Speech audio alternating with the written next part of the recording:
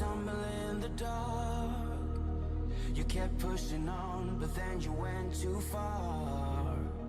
When your ship has sailed and all your dreams are lost, everything is wrong, you feel like it's your fault. Just remember, I will be there for you, baby. Remember, there's nothing out there to get you, don't forget it. When life throws lemons, just call me. Just call me. Just call me.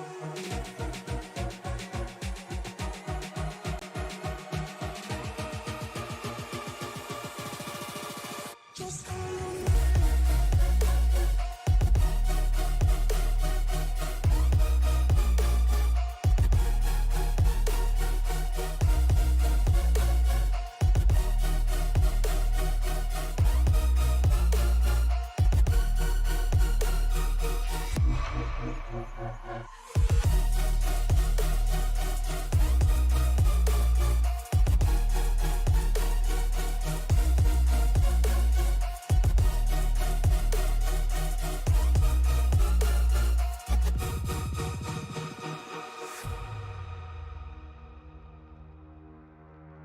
You're stronger now than you ever been. You gotta leave now, it's time to catch the wind. You will climb up high and look through the clouds, and when you're feeling low, I know you'll bounce back. Oh, and just remember, I will be there for you, baby. Remember, there's nothing out there to get you, don't forget it. When life throws lemons, just call me. Just call me. Just call me.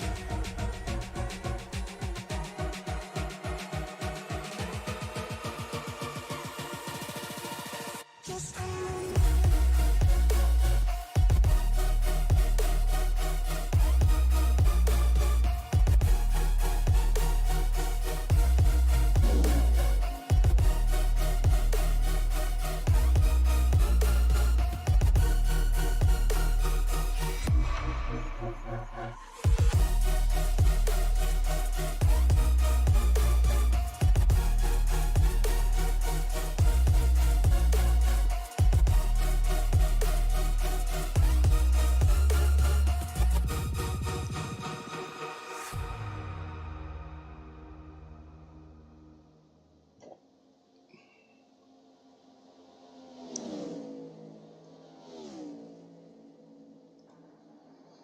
Welcome to the World Center of Racing and the regular season finale for the Moonshiners Cup Racing Series. I'm George Bass. I'm joining you in the booth tonight. Matt Metler running a little bit behind schedule right now, but he will be here momentarily. Let's get right into it. We're going to take a look at tonight's point standings coming into tonight. And remember, you just got to be in the top 32 with a win to get in. Shane P. Davis locked in with 2 wins. Kyle Holden locked in with 3. Kenny Capola locked in with 7. Hunter Carmichael locked in with 2. Barry Sanders locked in on points. That's important. As a matter of fact, so is Tim Wortman. Those 6 gentlemen are locked in on points. Right behind them, though, it gets really interesting. John Binder currently in on points with no wins. Justin Belmonte locked in with 3 wins. Warren Young locked in with a win. Randy Mullins locked in. Wayne Bowen locked in. Chris Spear, who currently sits 19th in points, is locked in with his win. So is Chad Sullivan with his win, provided he remains in the top 32 in points after tonight. Same thing goes for Darren Mills. And you take a look here around 16th, where we need to be. Jordan Schmeet, winless. Ryan Huff, winless. Darren Mullins, winless. Jamison Middlemiss, winless. It's right there where all the moving and shaking is going to happen. Currently, Nick King and Aaron Matthews are in on points. Same goes for John Binder, who sits in 8th on points. They're currently in, but they need a good finish here tonight to move on to the playoffs next week. There we go. Get that out of the way. As we click on over to the qualifying rounds, let's get that off the screen, that on the screen. Who's going to be the first one to roll it? If you said, of course, Nick King in the 4, as he's done every race so far this season. Always one of the first 2 out on track. Tonight, no different. And there you see his dancer partner here tonight. That's the 23 of Dave Delthwaite out of Lawton, Oklahoma. Jeff Taylor, Beast Mode Performance number 23, is here tonight. Aaron Mullins, always a contender. Justin Belmonte, there is the Warrior Raps number 6.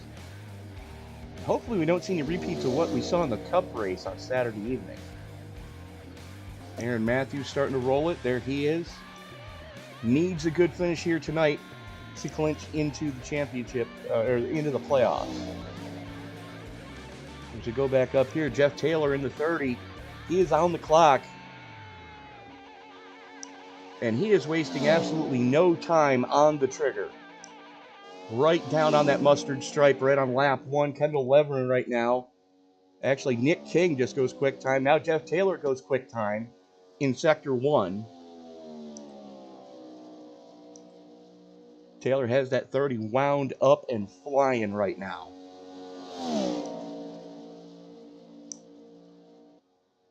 Taylor currently on the outside looking in. Coming into the Geico restart zone and in the tri-oval for the first lap. Taylor's going to set provisional P1, 49.16. A little bit faster than Nick King's 49.17. Darren Mills jumps up to 3rd quick. Let's take a look at what the 23 of Delthwaite's going to do.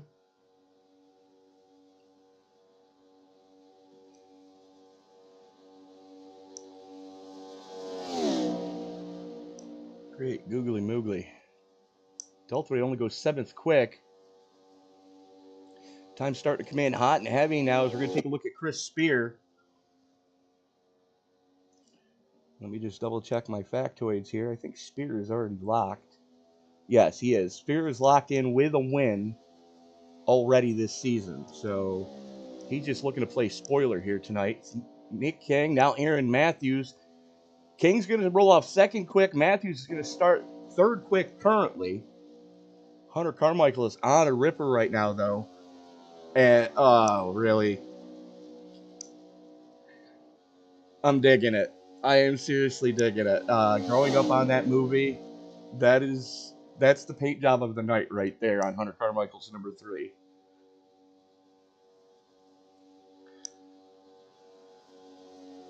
Now, Hunter Carmichael is already locked in with a couple of wins on the season. Goes up to 4th quick. As we're going to check in with the Sundrop Cherry tonight of John Binder.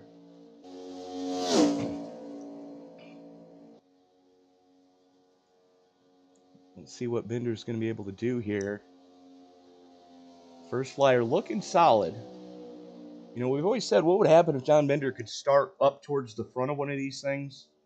Well, I think we're going to find out here tonight. Still about 6 minutes left here in the qualifying session. Chris Spear jumps up to 6th quick. We're staying with Binder, though, as he's coming through the tri-oval right now. First lap in the books. Binder only 16th quick. Drops it right down to the mustard stripe. And he is going to have a good one on his hands if he can keep there. Barry Sanders in the RS button box is the other favorite paint scheme of mine tonight. Although I think he should have taken the orange paint and given the 3 the yellow and blue. It just seems so fitting here at Daytona. Sanders going to slide into 16th quick as we're back with John Binder now coming through 3 and 4. You can see checkered flag in the air already. It's going to be a solid time for Binder.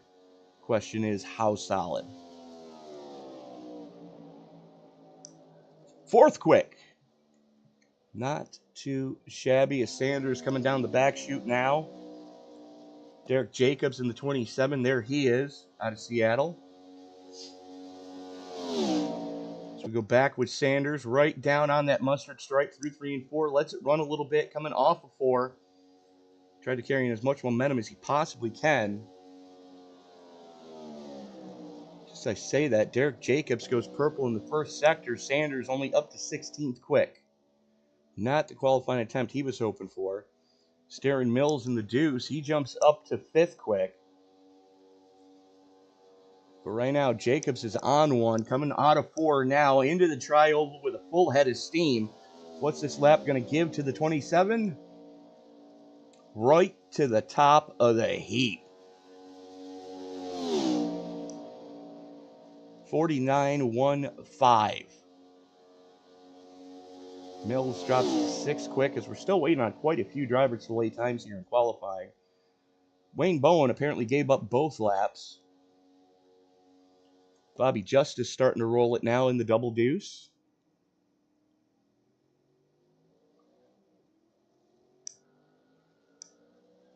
There you see Justice. A throwback to the old Bobby Allison days. Kind of having that Miller Lite feel to, Miller Lite feel to it at the time. Back when they had red, white, and blue cans.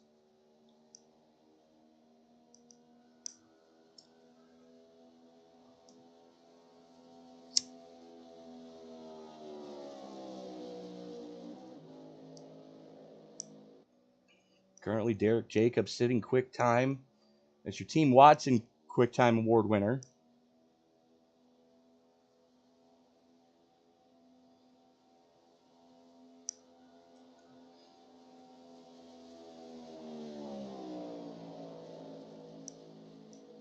Justice now on the clock.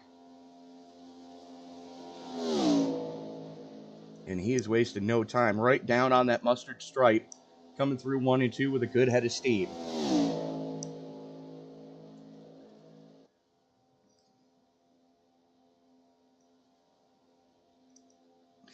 Still waiting on Shane Davis, Cody Nofree, Ryan Huff, Brandon Vikey, Chris Davis, Kyle Holden, Paul Gallimore, Steve Gibbons Jr., Nick Atwood, Ed Boyles, Matt Mackin, Jeff Carson, Wayne Bowen, and Jordan Schmeetz. Jordan Schmeetz is already done with his 2 laps, neither one having counted. Jordan Schmeetz now presented on the end of pit road as he now starts to roll it. First lap in the books for Justice, only 18th quick. As we are going to check in with Schmeetz now as he just now exiting pit road. You can see just how far down the line this cone is. As we go back to Justice down the super stretch here at Daytona with a full head of steam. And no, your eyes are not deceiving you, folks. We are under the lights.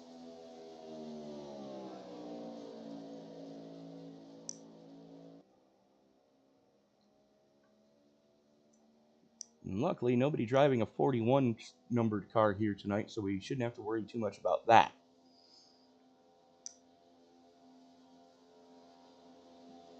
And I can make jokes about it now because Chase Briscoe is out of the hospital and he is home.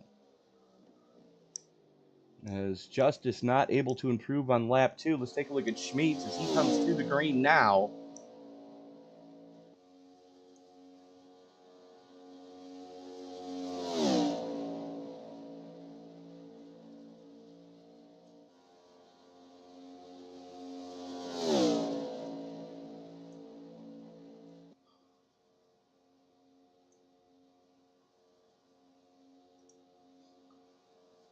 Schmeetz glued to that mustard stripe down the super stretch here at Daytona.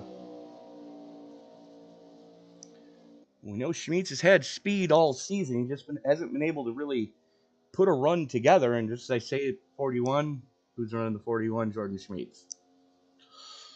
Oh, this could only end poorly. And Schmeech is abandoning the run. Qualifying coming to an end. Done, dusted. Get that off the screen. Taking a look at the weather conditions. 69-degree ambient air temperature, 71-degree track temperature under the lights here at Daytona. As we get ready to kick it on over to tonight's starting grid. There you go. And Derek Jacobs getting your Team Watson Quick Time Award here tonight. 49.15 with a 6. 10 1,000ths to the good over Jeff Taylor in the 30.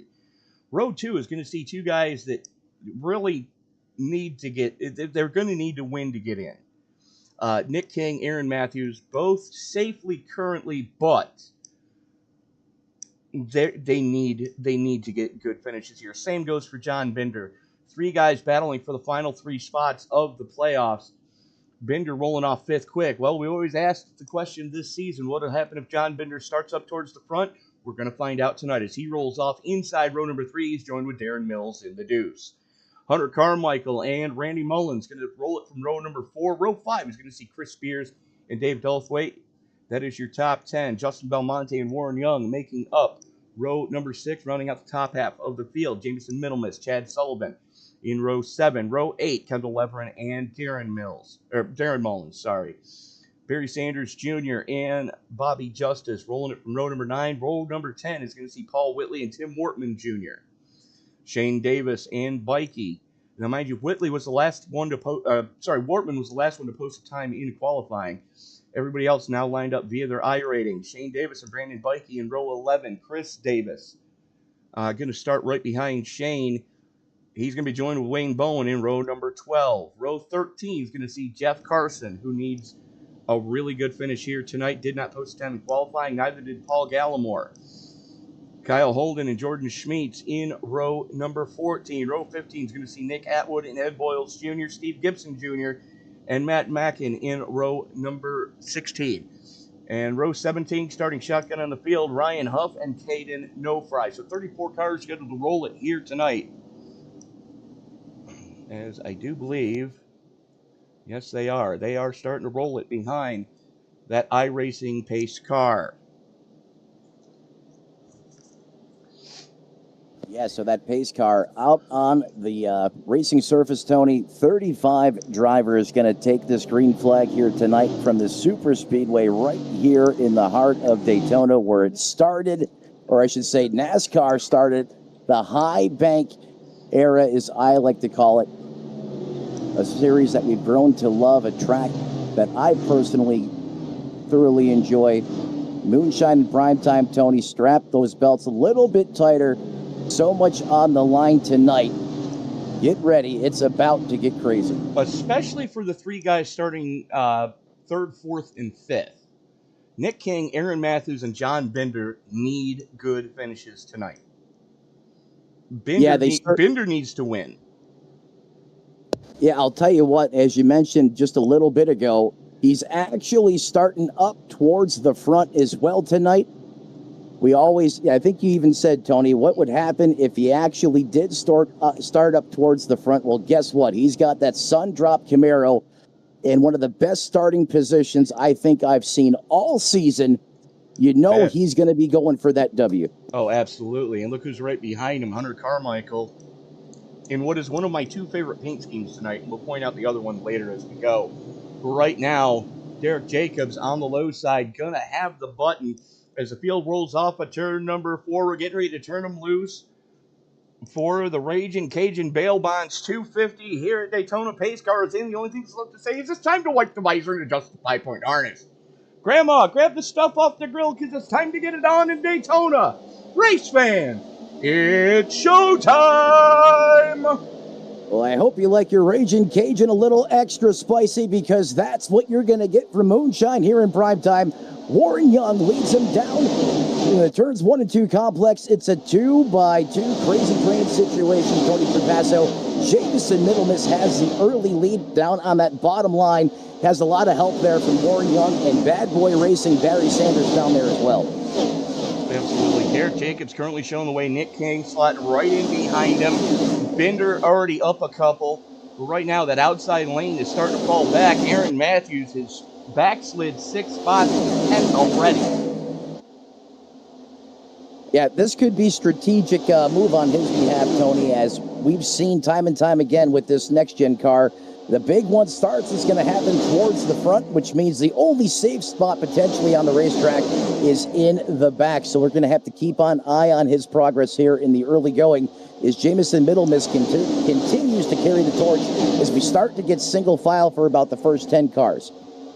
Absolutely. As we're going to tune in now, there we go. Let's bring up some battle boxes for you tonight so you can keep track of who's running where. There you see Middlemiss glued to the back bumper of Belmonte. This is your slugfest for 6th right now, as those two guys are running right stem to stern. Yeah, stem to stern. It's the Hornet's Nest. Oh, look at that 3 wide formation there. Look like as Dave Regal says, you don't want to see that diamond formation. We got a quick glimpse of it. They think better of it, and they get everything sorted back out. Still 2x2 around that Darren Mills and company there. That's right around that 10th place position, Tony. It absolutely is. You got the 23. I don't even have a 23. I don't have a 23 either, but I think that's Kendall Levin in the 20. Nope. Yep, that is Delthwaite. I believe in the 12th place position. Nope. Maybe. Let's go on board and find out if it is him. Yeah, nope, let's do that. That's not him. Well, we have another rogue car in the field tonight, Tony. We'll get it sorted out. We always do.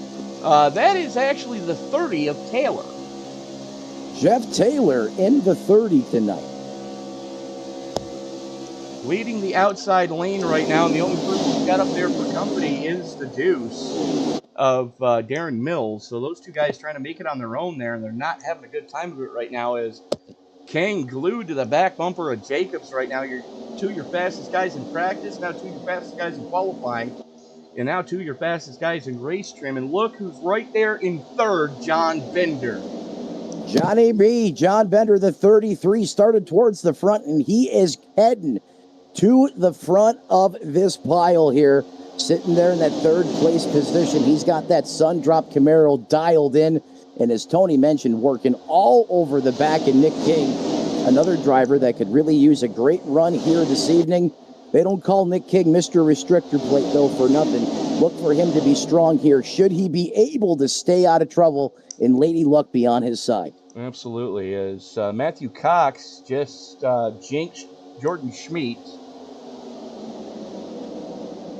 As U.S. American checking in, the 54 is fast today. You are correct, sir. And let's go see if we can find the 54. There is Randy Mullins right back there near his two teammates of his father and Paul Whitley. Yeah, the pride of North Carolina. Those 3 Ram cars look good in a group like that. They do. I love the paint schemes of those race cars, and as you mentioned, Tony, they look great in a line or just nose to tail like they are right now. Randy Mullins backslid just a little bit there on the start, falls back about 8 positions, just outside the top 15 in that 16th spot. Now, we were talking about this earlier. Hunter Carmichael is one of my 2 favorite paint schemes tonight for RS button boxes. I mean, just look at that, Matt. It's the 2nd great league that we get to broadcast that gave us a paint scheme like that this week. Yeah, it's almost got the throwback Hardee's colors from back in the day. That's what I was thinking when I first seen it. What it is. And then you go back to the 88 of Barry Sanders Jr. Absolutely zero doubt who that paint scheme is honoring tonight. Yeah, that would be Dale Sr. when he drove the Wrangler car. You are correct. And that, as everyone knows, Junior did a tribute, a one-off with Richard Childress, drove that paint scheme in the nationwide nationwide era, now Xfinity, and actually put it in victory lane. I remember watching that race. It was a really big deal. Can Barry Sanders replicate and get that 88 to the front here at the end? Well, he's going to have some moving and shaking to take place. Right now, his teammate in the 5 doing what he needs to do here tonight. Now, Matthews is currently on the inside of the point standings. but a win tonight would guarantee it. A top 5 would clinch it. Same thing goes for Nick King. And if those two guys do that, that means that John Binder pretty much has to win to get in. Yeah, Binder has to win in that 33, but he's sitting in a great position right now, fixated, glued, if you will, in that third place position. Oh, the 3 there looks to jump outside, perhaps get hooked up with the 5 of Aaron Matthews. Tony, you mentioned Matthews. There's a driver that's on the inside of the cut line, but he cannot afford a bad run tonight.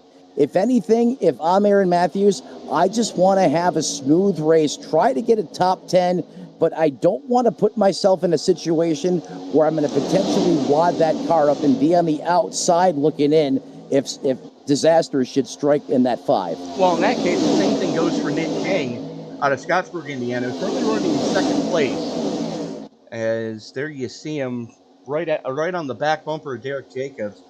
Binder doing the right. Oh boy. Oh, don't do it, boys.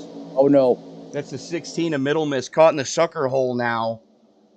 He's gonna have to figure out a hole quick, fast, and in a hurry, or he is gonna continue to just backslide.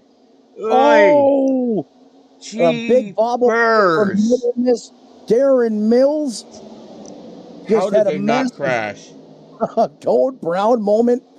Darren Mills has great situational awareness, Tony. He has spotted for me many times. He has a keen sense for what's going to happen on the racetrack, and I think that's a big reason why we didn't have 2 cars having a meeting of the minds there. Oh, you're absolutely right. But right now, you can throw a blanket over your top 4 with Chris Spear being Justin Belmonte being the caboose in that 5-car breakaway right there. Aaron Matthews is over a second back. And then you've got Matthews, Taylor, Carmichael, Mills, all right there. And then you're back another second to Kendall Leverin and company.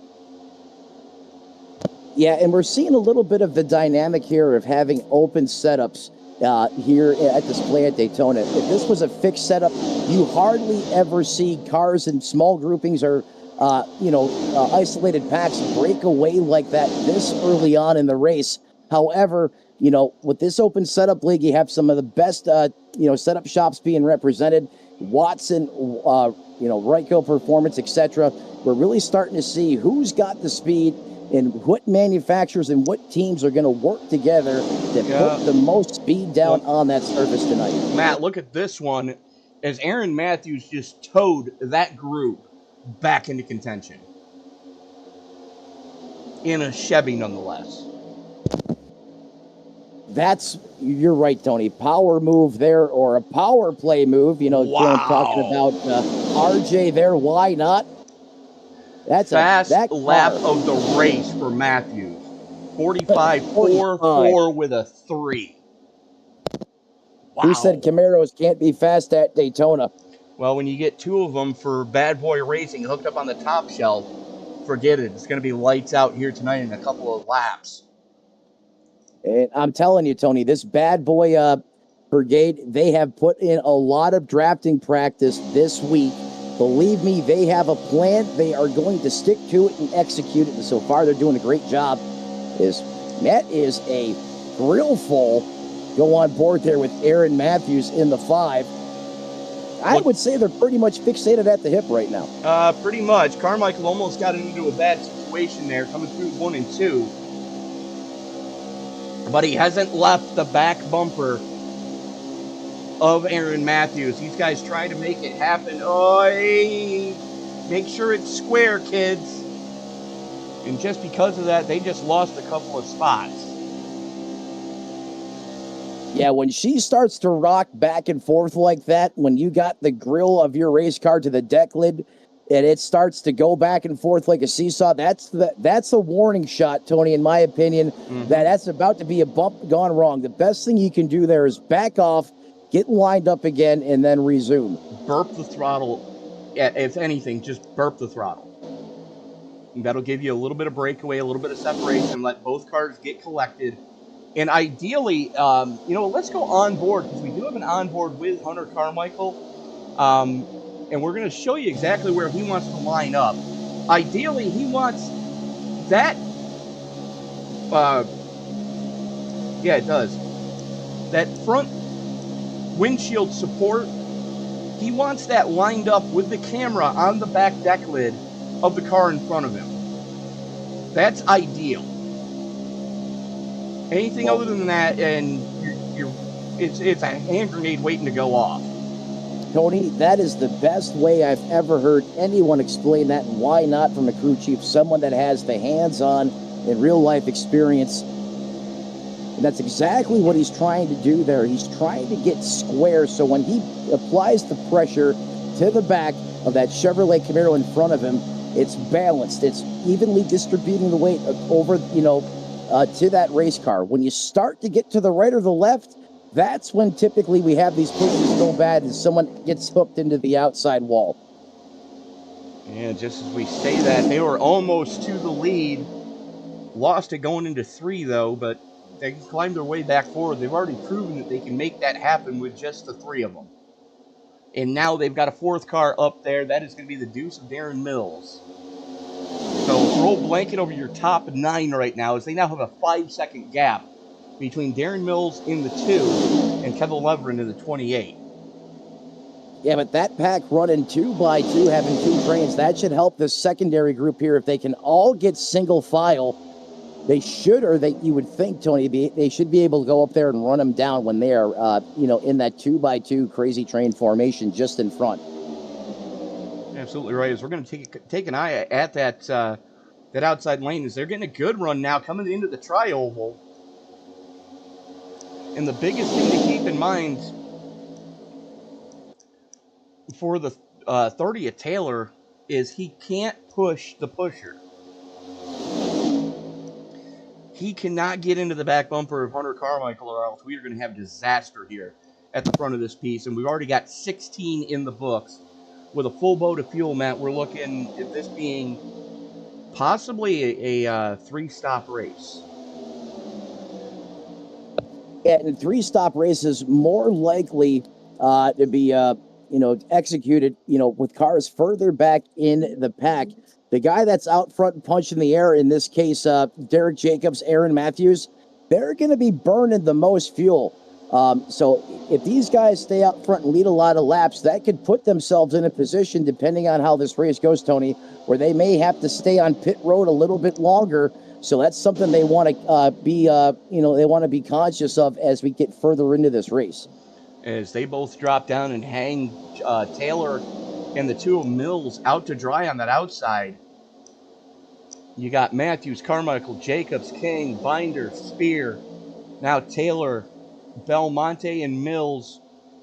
Your top 9. Throw a blanket over these guys. As now the gap is out to 6 seconds. You're kidding me.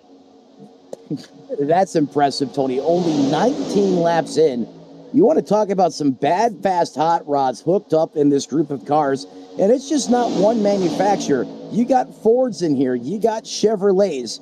And these guys just doing a masterful job in this lead pack, being able to walk away from the storm, which is right here in the second group, as they're now in a Noah's Ark situation here, racked and stacked 2x2, except in the case of the front 2 cars here, the 22 getting a lot of help there from Jamison Middlemiss, as they run 1-2 and lead this secondary train. Yeah, but the Mullins boys are coming.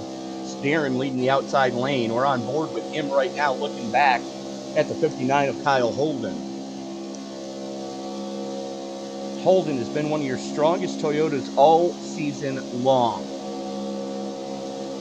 Yeah, he has, and he's been there at the end more often times than not. Don't go to sleep on Kyle Holden or Randy Mullins here. They're caught a little bit further back in traffic right now. They are kind of in the heart of the storm right now, Tony, the Hornet's Nest. You see everyone. Whoa! Just as I say that, they're still leaning on each other at over 190 miles an hour. Holy crap on a cracker, Batman. Are you out of your mind? That was another woulda, coulda, shoulda involving Jamison. They were trying. They were doing everything to try. Only by the grace of God that we didn't see a pile up there. As Yeah, now thank God Mullins pushing on his teammate, that is Paul Whitley, trying to haul this group. Now, all that battling that they've been doing has dropped them another 3 seconds. Excuse me. 3 seconds off the tail end of the lead lap. As now, there is the caboose of Darren Mills. We're on board with him. Yes, we go on board with Darren Mills, Tony, and that's exactly why I said what I said just a little bit ago. The more these guys getting themselves in racing in this pack, this group of cars right here, that's brother. Are my eyes deceiving me, or is Nick King going to lead a lap? Nick King is going to the house. Look at King go in the 4, having a great run here. Working the top shelf where Mama likes to hide the cookies. In this case, hide the blue ovals. He's running upstairs on the high side. The fishbowl in that car is flying right now as he gets a great shot there from Chris Spear. But here comes the bottom line, formed up a little tandem draft from the 3 of Hunter Carmichael, giving the business to Aaron Matthews, and there they go. They hit the afterburner. Absolutely, as you've got 4 Chevys in line on the bottom side, 3 Fords and a Chevy on the top side is now the 23 being scored as the 30 of Jeff Taylor goes down to the low. Oh, shit! Whoa!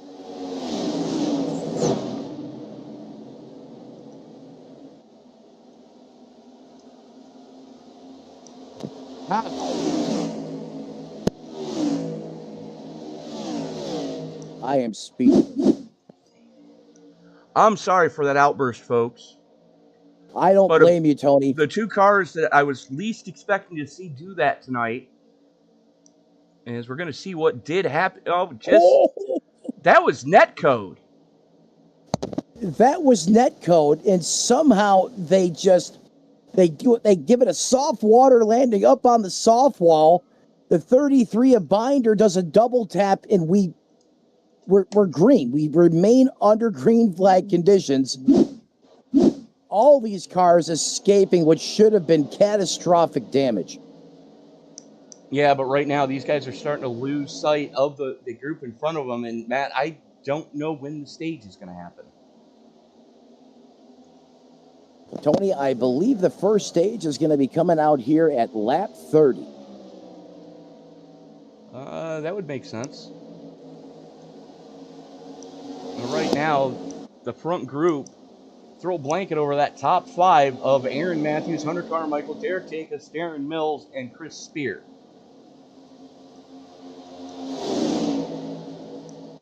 I mean, that was a fraction of inches from John Binder's season literally imploding in front of him.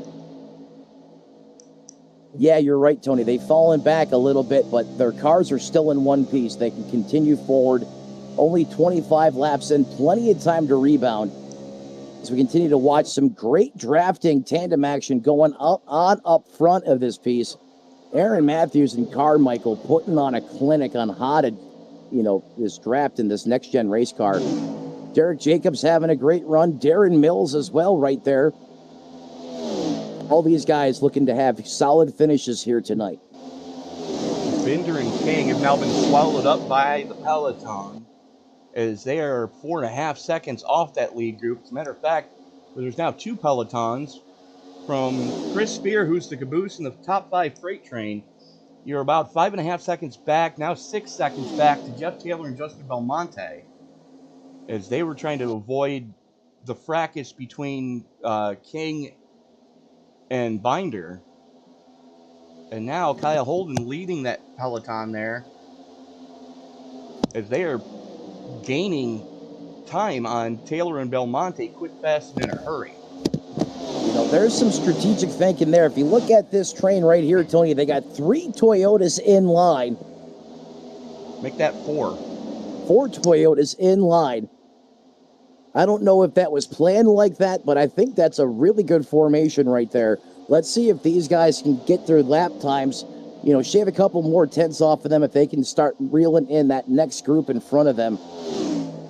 I believe that's just about all the Toyotas in the field tonight, running nose to tail. There's a few more back there, but again, they're running nose to tail. As we go back and take a look, there is Shane Davis leading the trail group, being pushed along by the Toyota of Davis, Bikey, Carson, and Bowen, all right there. Yeah, some other really big names. Shane P. Davis, I believe he is second or third in points coming into this race. He's clinched the regular season points championship by just starting tonight. Yeah, and he's had a great season so far. But my point is, big-time, big contenders way back here, and I think this is partly, or this is strategy here. Hulkamania's Brandon Bikey, he has been so electric, so much fun to watch over the course of the season. And look who's sandwiched in between the middle of those two drivers, another fast Toyota. Absolutely. You got Shane Davis, Chris Davis, Brandon Bikey, Jeff Carson, and Wayne Bowen all running stem to stern right now. As we're on board with Bikey, looking back at Carson now, and we saw Carson pretty much get robbed of a transfer spot into the playoffs in Sunday Night NASCAR this past week. Hopefully he can get the luck on his side tonight. Yeah, I mean, that was taken from him point blank in broad daylight. You know, my heart broke for Carson. But hey, tonight's a new night. The sun is down. The lights are up. It's prime time in Moonshine Country. And Matt, I don't know if you're seeing this, but there's a new paint scheme right now on Viking's car. He's got snake skin. The Pit Viper, baby. Beast Mode Performance. I've called him the Pit Viper before. He went with the snake skin. I'm digging it. Pit Vipers must be a Florida thing. As we're checking back up here towards the front now, that chase group has caught Belmonte and Taylor. As Holden just keeping it wound up on the top side here, working their way around them. I mean, they are absolutely flying in that top groove right now. Once they got that train formed up, I mean, it didn't take them long to eat away at that deficit. And as you mentioned, Tony, they're just cruising by on the top shelf now. Easily overtakes that group of cars. And, you know, something we did this past Sunday, too. Let's take a look at what type of speeds these guys are hitting. Spear, 204. Holden, 204. Gibson, 204. Wow. Absolutely blistering lap times. Faster than in the real world. You know, we're seeing once again, Tony, lap times in that mid 45 second bracket. That's an average speed well over 200 miles an hour around this 2.5 mile super speedway. And that's going to be the stage. And there you see your stage points. Matthews, Carmichael, Jacobs, Mills, Spear, Holden, Gibson, Huff, Middlemiss, and Nofree. As we're going to step away, pay a couple bills. We'll be back right after this with some interviews.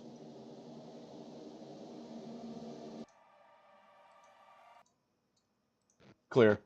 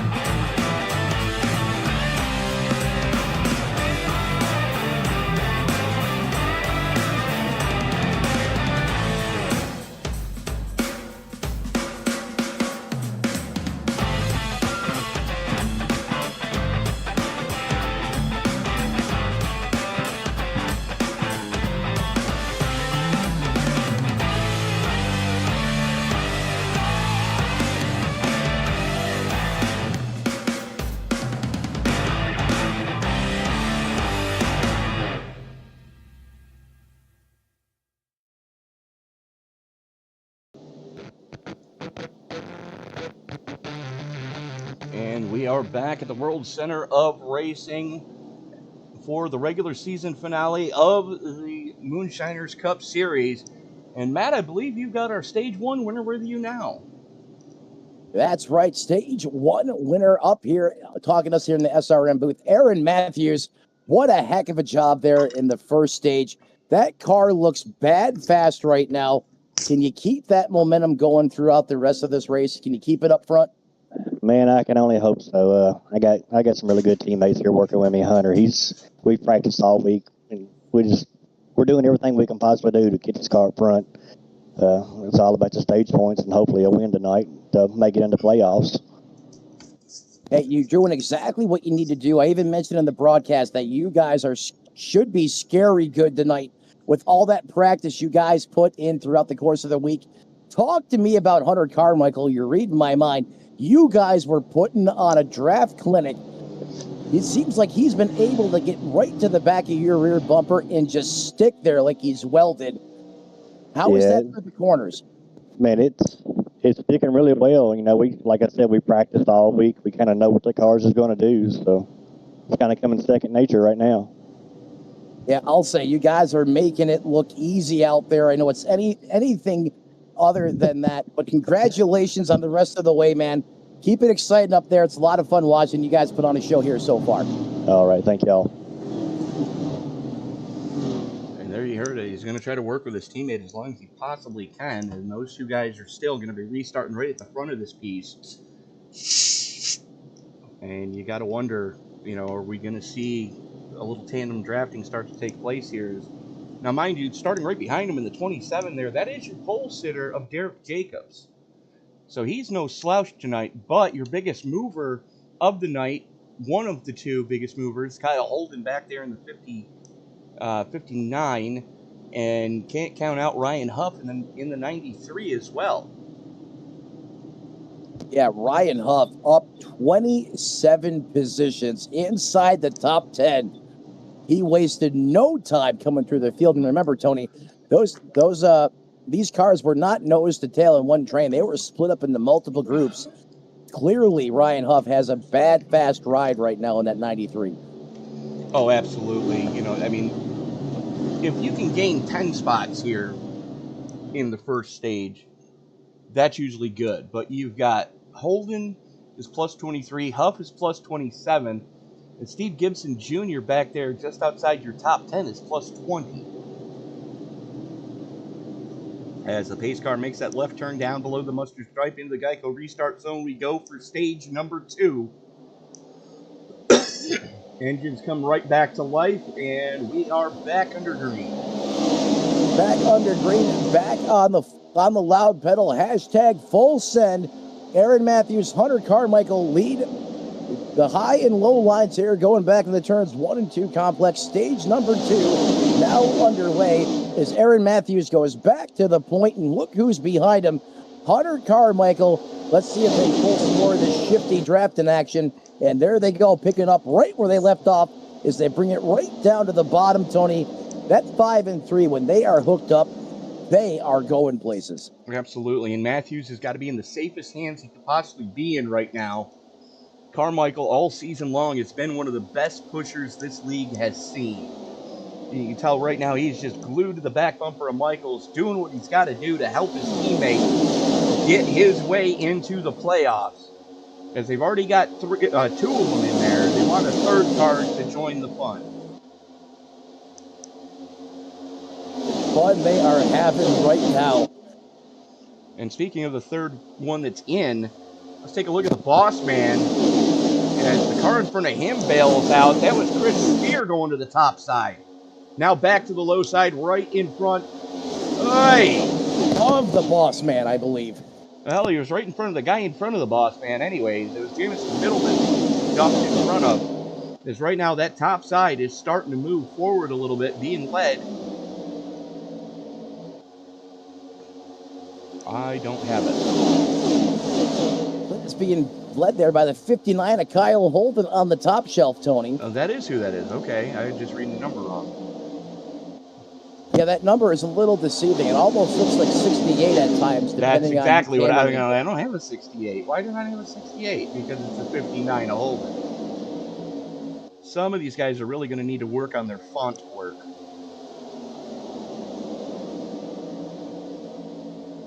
Get Ryan Huff just, again, seeing some great drafting execution here so far through 37 laps of competition. Oh, that's a little bit of a hairy moment there. Middle miss gets squeezed up to the top. And you take a look right there. Steve Gibson Jr., now your biggest mover in 5th in the 43. Can he do exactly what the real world driver of the 43 did this past week? Huh? See what I did there? I do see what you did there.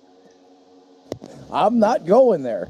Hey, that car got into the real world playoffs. Why can't it come into the Moonshiners Racing League playoffs? Oh, it can. The broadcaster's curse is heavy with me, and but it can. Why not? If it happens in the real life, why not? Can it happen here? Absolutely. I mean, all these. Checking back in with two of our other drivers bidding for some playoff berths. Nick King is the last car still running. There he is, all by his lonesome, having lost the draft early. John Binder on a recovery drive after spending an extended amount of time on pit road getting that car fixed. Trying to carve his way back up through here is throw a blanket over your top 23. It's not that he's not making headway, it's just everybody's there with him. As fast as that car is, Tony, when you just have that conglomerate group of cars, when you have the beehive, if you will, even if you have a run, you really can't do anything with it. And you have to be careful if you come up and push that person in front of you, because as you always say, you don't push the pusher. John Binder right now is just going to have some patience. Do what he's been doing all race long, and remember, that extended stay on what pit he's road. been doing all season long. And just steadily clawing his way through this field is all he can do, Matt.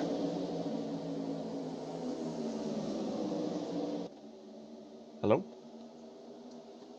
I may have just lost my broadcast partner. That's exactly what he's been doing. We lost you there for a second, Matt.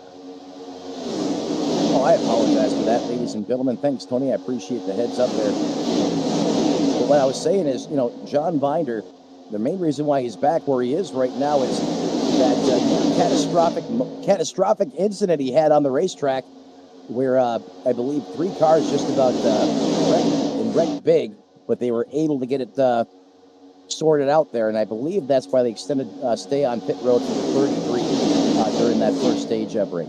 Of the 33 cars that did take the green, all 33 are currently on the lead lap. The only problem is Nick King doesn't have a dancing partner right now. And he is a full 20 seconds off of Chris Davis, who is the caboose in the second freight train being led by Shane Davis right now.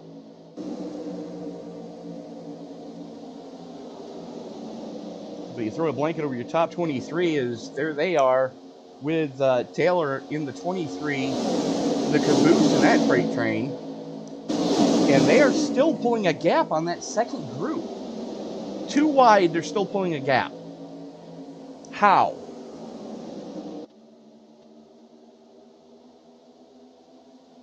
Good grief. Yeah, I'm almost speechless on how they're able to do that, Tony. Racked and stacked 2 by 2, and yet they're pulling away, from cars that are running single file.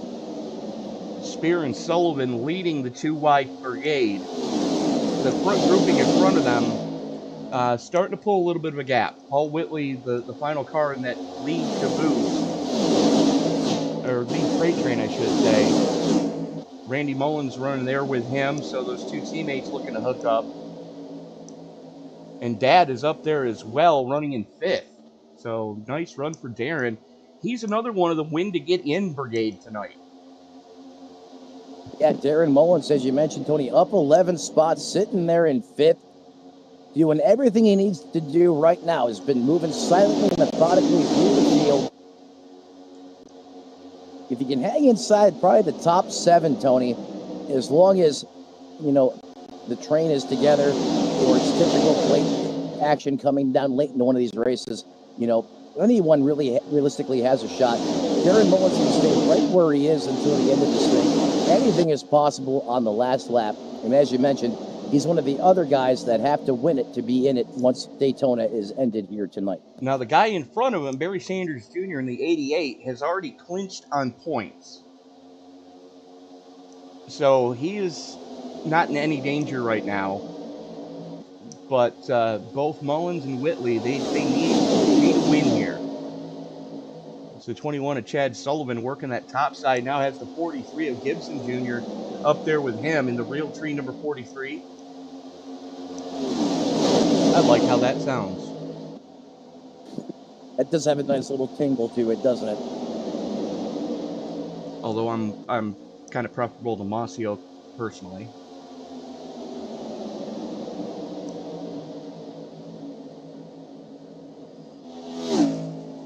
Doesn't rhyme like real tree 43 or 43 real tree. Yeah, it doesn't, but all in all, I mean, it's a sharp-looking paint scheme. And yes, being an iRacing painter myself, I'm going to critique all the paint schemes that I see. And I still say that my 2 favorite are running in 2nd and 4th right now. Hunter Carmichael in the throwback Hardy's paint scheme. Barry Sanders Jr. in the throwback Dale Sr. paint scheme. Both running for RS button boxes here this evening. And there is Nick King. Oh, disastrous. He's got to hang on for another 15 laps to close out stage 2. And hopefully he can get that car fixed under the caution. Yeah, as you mentioned earlier, Tony, he got left without a dancing partner. When you're going around this place like a horse with no name and no help, you cannot run the pace that these cars are in the draft. And you're right, Nick King just got put in a really deep hole. We have not seen a caution flag or a sign of one really since that moment we had just at the opening inside of 10 laps. So Nick King really starts to need to have some luck go his way. But I believe he is the first car scored a lap down. He is. He's the only car being scored a lap down currently. Because everybody else has at least one dancing partner they can play with. And taking a look back there, Chris Davis is at the tail end of the peloton, being led by Shane Davis. So it's a Davis sandwich from 24th to 32nd. Davis special, baby. And I think Shane is he's trying to keep out of trouble. And, the guy that's right behind him really needs to be around in the closing laps to have a chance at it. Schmitz is another one of the win to get in brigade. I thought Schmitz had a win, but perhaps I am incorrect. Let me pull that up on my end and double check your factoids. Schmitz does not have a win. He's currently 13th in points coming into tonight. Well, then he definitely, as you said, Tony, needs to be up towards the front of this piece as we're quickly approaching the halfway point of this race as we work lap 49. Remember, ladies and gentlemen, 100 laps is the scheduled distance. And when you're running 45-second lap times around this place, no caution flags in sight, these laps go by quick, fast, and in a hurry. Now, here's the other thing to take note of, Matt. He doesn't have enough. Okay, Brandon Bikey does have a win on the season. He just doesn't have enough starts. He's only started 5 races. It's a shame. It is, and just doesn't have enough attempts, per the rules. And there's other series that we broadcast like Sunday night, Tony, where they've had some, late entries. These, some of these drivers have just exploded onto the scene, but because they don't make the minimum criteria, even though they do have a win, Unfortunately, they're not able to take part in the big dance coming up here after Daytona. But still, you know, Brandon Bikey has a lot to hang his head on just about every single time he's been out on the racetrack. Hulkamania has been flexing in that number one, and he can keep that momentum rolling into next year. Oh, you're absolutely right, Matt. And, you know, I'm taking a look at that league that we were talking about, and big surprise, the two guys that came on mid-season are both in the playoffs there.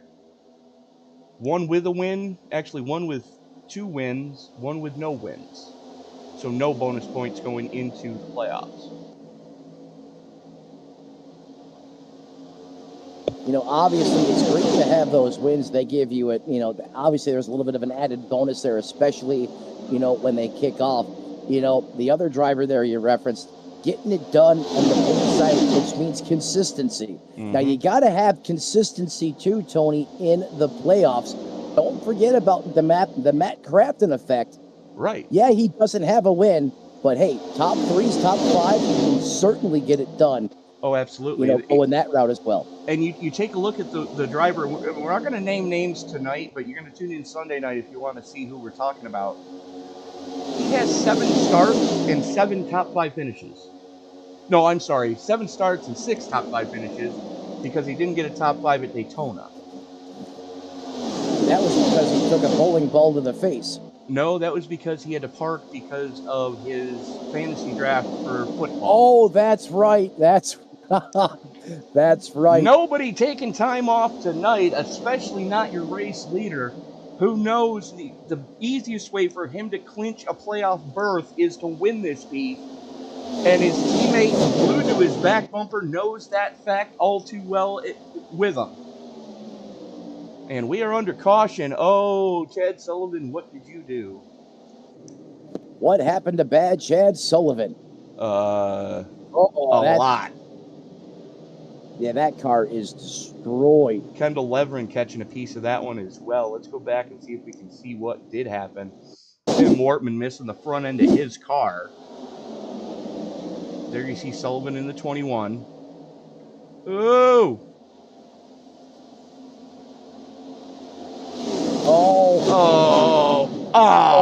Oh, that's instant carnage. It all started with a checkup there, Tony. I think it was a push gone wrong, and a couple guys had to lift, and all that energy went back through the field, and the bomb went off right around Middlemiss. It did. It kind of started with the 76 of Whitley, or 74, sorry, of Whitley. 7 goes down, comes up, and just boom. Yeah, Whitley got a little wild there, catching a piece of the apron. That kind of it made him check up a little bit, and then that lit the fuse. And unfortunately, Chris Spear and company took that bomb to the face when it exploded. And it started with Whitley and Mullins both catching the apron. The 7 just goes up to get out of the way, and unfortunately gets turned for his troubles. And how the 2 didn't hit anything, I have no idea. No one thrills like Darren Mills, I'm telling you, that man. Now, when he wrecks, he will take it to the house. I mean, remember that keg stand he did at Pocono? But I'm telling you, when he is on, we're on board with him. Watch this. Mills is on tonight. On the binders hard, brushes the wall, but didn't hit anything else. Oh, Nelly. That is heads-up driving by the Deuce of Mills. Yeah, there's probably a deuce somewhere else that it wasn't a couple minutes ago either. But still. Yeah. I believe we refer to those as Code Brown moments, Matt. That was code everything. Clear! But not. But like you hit the nail on the head, Tony. Brilliant driving by Darren Mills in that number 2. And right now, the rest of the field is in deep trouble.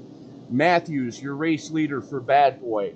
Hunter Carmichael right behind him. Barry Sanders Jr. right behind both of them. If those 3 guys can get nose to tail here on the restart, it's going to be lights out. We call it the steel curtain on Sunday nights. Pretty much the same thing happening here tonight, though it's only 3 of them instead of 7 that you got to deal with. And Well, yeah, how I mean, about you that? got The Ford got back on the lead lap. Nick King back in it to win it once again. Was the only car 1 lap down the Pride of Scottsburg, Indiana.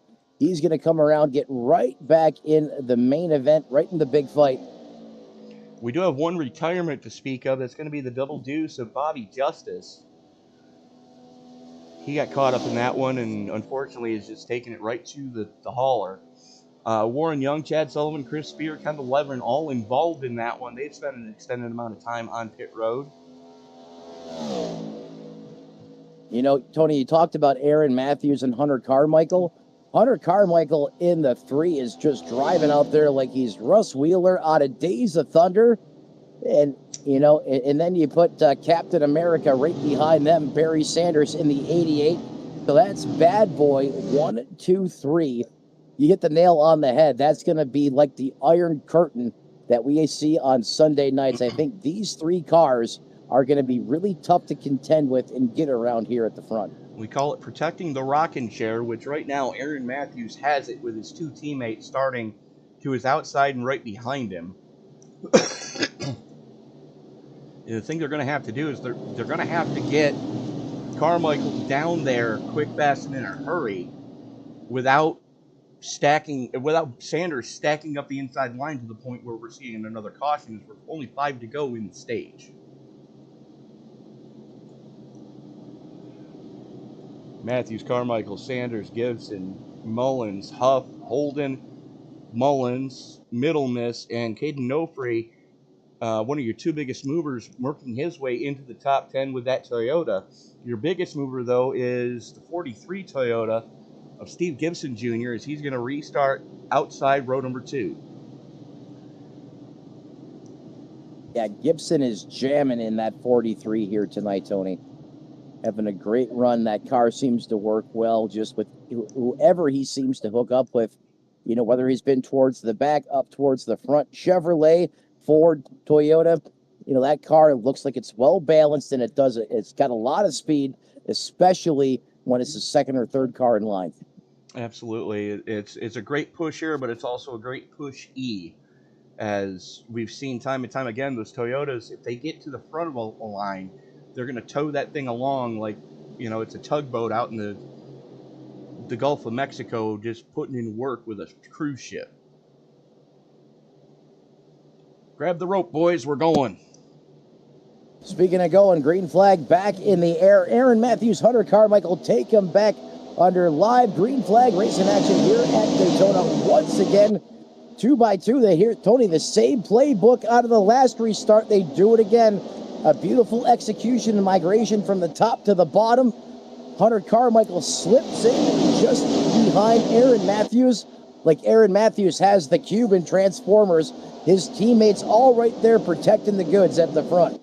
Absolutely. And they all know what this means tonight. Matthews, he doesn't necessarily have to win, but it would definitely help in the playoffs, getting some bonus points going into the round of 16.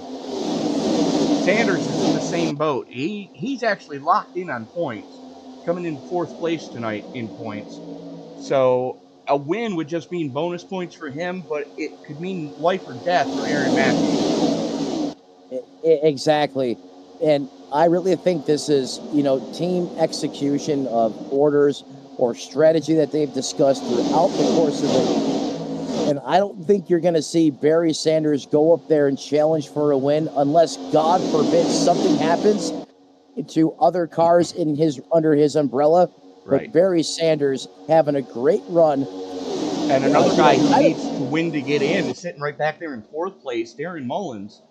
Would love to join his son in the playoffs. Feels like Daytona when Michael Waltrip was out there leading and Earnhardt Sr. was back there protecting his 2 cars in front of him. I was kind of thinking the same thing. That's what Sanders is doing right now. He knows he doesn't need to win to get in, but Matthews does, and Carmichael is the guy pushing him right now, and you know for a fact Carmichael is the safest hands you could be in as being pushed by anyone. Matter Yeah, of fact, well said. let's go on board with Hunter.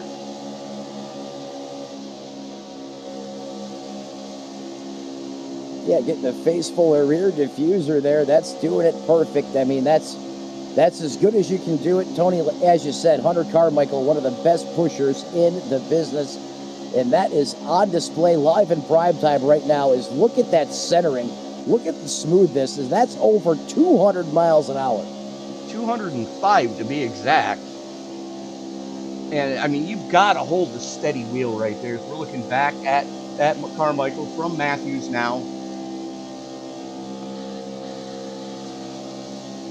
Remember, the noses of these Camaros, Tony, they're not flush like the front of the Camaros or the front of the Fords. These come to a point.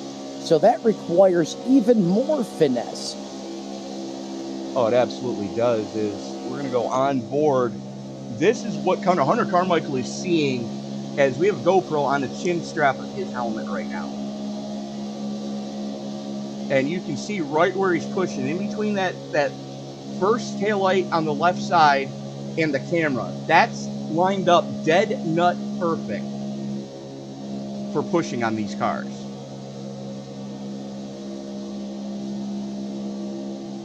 And when he does make contact, now that was a little more aggressive than he probably wanted to, but most of the time it's going to be a 0x because he just pushes. He doesn't slam draft, he pushes.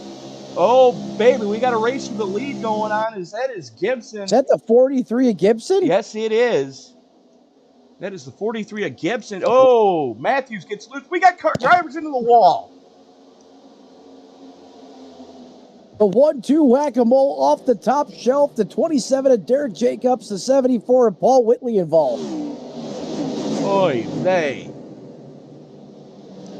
And we're back under caution. Let's go back and watch what happened there. As Dave Dolthwaite gets it all wrong.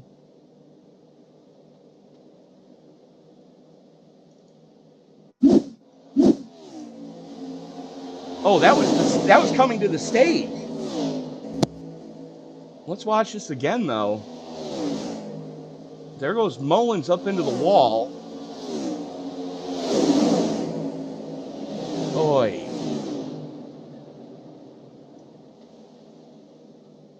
That could have been all sorts of bad intentions. As we're going to take a look. Away with. Yeah, he did. They got away with that one for sure. Matthews, Gibson, Carmichael, Holden, Sanders, Nofree, Mullins, Huff, Middlemiss, and Mills getting the final point in the stage. We're going to step away, pay a couple bills, and we'll be back right after this.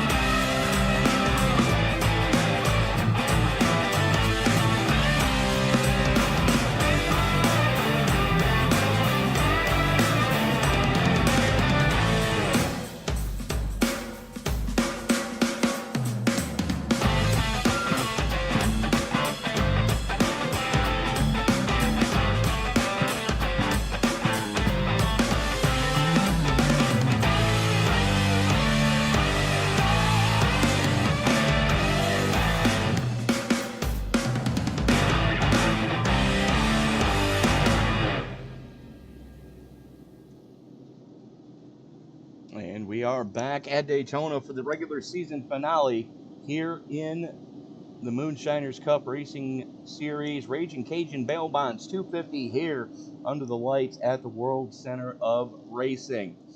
As we are going to reach out now to the, as soon as I can find him again, there he is. We are going to reach out now to Chief Cook and Bottle Washer here in the Moonshiners Racing League. And for that matter, the team manager for Bad Boy Racing. As soon as I can find him, there he is. Barry Sanders Jr. You got to be feeling like Dale Sr. did back in 2001, watching your teammates do work. I don't know about all that, but yeah, pretty thrilled with the way the first couple stages went there. Getting there in 20 points, get him a little bit of gap there. So we've done our job so far. Hopefully we can keep that going. We're a little bit further back now, so we'll see what happens. But what would it mean for you to get the monkey off your back this season, coming home with a W here at the World Center of Racing? I'd love to. Definitely in this paint scheme. Definitely love to go to victory lane, get a win going into the playoffs, get a little momentum. We'll see how it plays out. You got a lot of traffic to work through and still a long way to go, but it would mean a lot, that's for sure. Well, the good news is you three are going to be starting stem to stern, 3 deep there on the outside lane. Best of luck to you, Barry. Thank you, sir. And there you heard it from the Chief Cook and Bottle Washer for not only Bad Boy Racing, but the entirety of the Moonshiners Racing League, Barry Sanders Jr. And Matt, you know as well as I do, he's had that monkey on his back all season. He's had it taken away on the last lap 3 times already on plate tracks. Yeah, and you can hear it in his voice. He knows he's got a good car, and I understand what he said in the broadcast, and I get it, but don't get me wrong, a win would mean so much to the driver of that number 88 Button Boxes Chevrolet. It absolutely would, but right now, a little bit of pit strategery taking place. The only drivers that did not come down this time came down on the caution with about 3 to go. Shane Davis, Jordan Schmeets, Brandon Bikey, Jeff Taylor, Paul Gallimore, Wayne Bowen, Jeff Carson, Chris Davis, and Nick Atwood all came down on lap 57. Darren Mills, Matt Mackin, and Derek Jacobs all electing to go fuel only under this stop. Yeah, beast mode there, a.k.a. Shane Davis takes it to the point, takes it to the house. Loud on that loud pedal, or hard on the loud pedal, coming up through the gears one more time. And Tony, look who he's got behind him. He's got Hulkamania, a.k.a. Brandon Bikey, behind him. Just like when they were in the back working together, here they are at the front working together. Oh, and don't look now, but there's Schmeets in the 41. Is there 1, 2, 3? As we're on board with Schmeets right now. Started outside row 1. Finally drops down behind Bikey right in front of his Beast Mode Performance teammate. That is Paul Gallimore. So Beast Mode 1, 2, 3, and 4 right now as we said. Don't look now, but Jeff Carson's also there. It's a win to get in situation for Carson as well. He is currently top 32 in points. Now, unfortunately, Bikey is not coming in tonight, but a top 3 finish could clinch Bikey into the playoffs as well. And that'll throw a monkey wrench into the whole works if that takes place. Yeah, and you know, Brandon Bikey would love to go ahead and just throw the biggest wrench into that playoff point system more than anybody. Here's the thing, though. Bikey doesn't have enough starts. He's just looking to play spoiler here tonight. Bingo. And what's the best way to play spoiler? Win. To come out of here, bingo, with a win. Is that outside lane starting to form up? Right now, they are still in no man's land, being left by Jeff Taylor, who's got the 78 of Wayne Bowen right behind him. Tell you what, Shane the Shocker Davis and Brandon Bikey picking up right where the 3 and the 5 left off at the front of this piece. They're putting on display, hey, they got this drafting game down to a science as well. Yeah, absolutely. It's the top 5 starting to pull a little bit of a gap now, as you got a little bit of separation between Carson and Atwood. Atwood caught on that low side, sitting plus 22. But take a look at your top 5, Matt. Shane Davis plus 20. Brandon Bikey plus 20. Jordan Schmeet plus 25. Paul Gallimore plus 22. Jeff Carson plus 20. And Nick Atwood plus 23 on the low side. Big things popping, little stuff stopping anybody? I would say so. That's the case with the top 5 right now. I mean, it's like they went to the All-Star race and we almost inverted the field here, Tony. You're absolutely right. As Davis has been strong all season, and he kind of held it back there. Didn't really push the issue early going to just keep those cars out of trouble. Oh, my. But right now we're in the final stage, and 68 laps in the books tonight. Davis has turned the wick up big time. I think he has sent it to full blast. It certainly seems like it. We knew he would be fast when he got to the point, and clearly, I had alluded to earlier in the broadcast, Davis, Bikey, Schmeets, Carson running towards the back. I thought that was strategy, and clearly it was, because they have brought these cars right to the front. And Shane P. Davis, no stranger to plate racing, he knows how to keep it fast when he's carrying the torch out in front. Last time by, or the best lap of the race, I should say, a 45.60. Mikey's fastest lap of 45.59, and Jordan Schmeet's best lap of 45.62. So they're all in the wheelhouse. They're all in the same realm. Fast cars that were in the back, now on display out in front. You're absolutely right, Matt. And, checking in with the live chat tonight, got to thank Matt Cox for checking in. He said, second group just chilling. They're not chilling anymore, as they're leading this piece from the outhouse to the penthouse, only under a stage caution.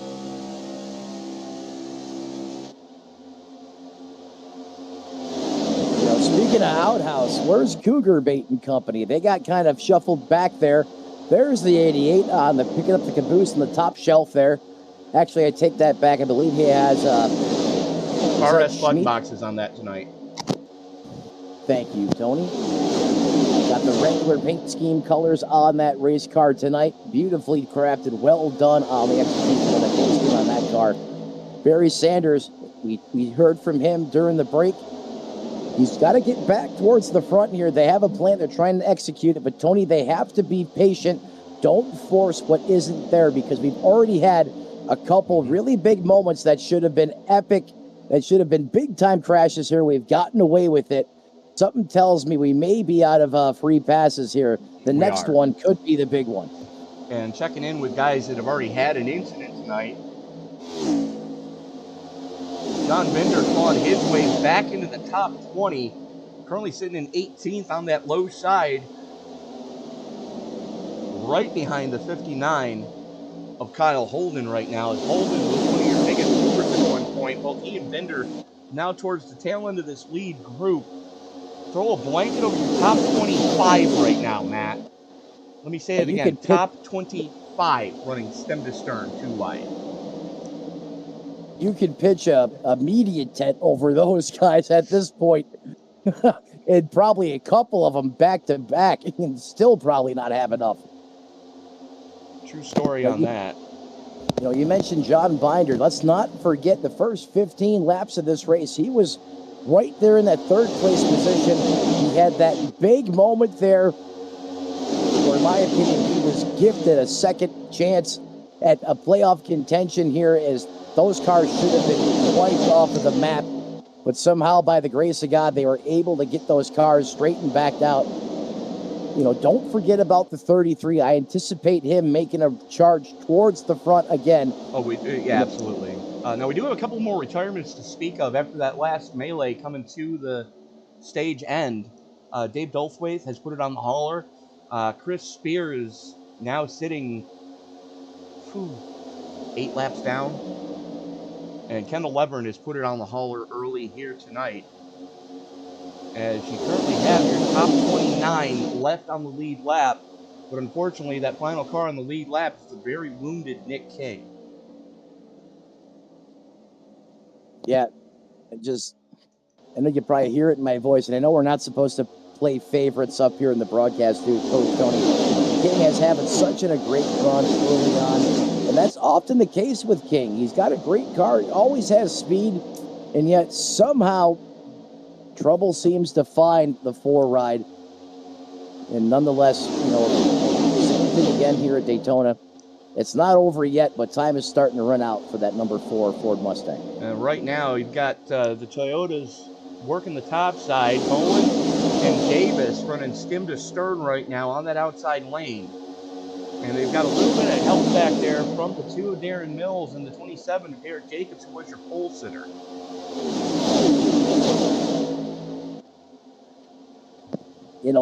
We haven't talked about the Toyotas all that much this race, Tony, and yet getting deep into the heart of this race, here they are. They're going places like the marketing slogan. Crap.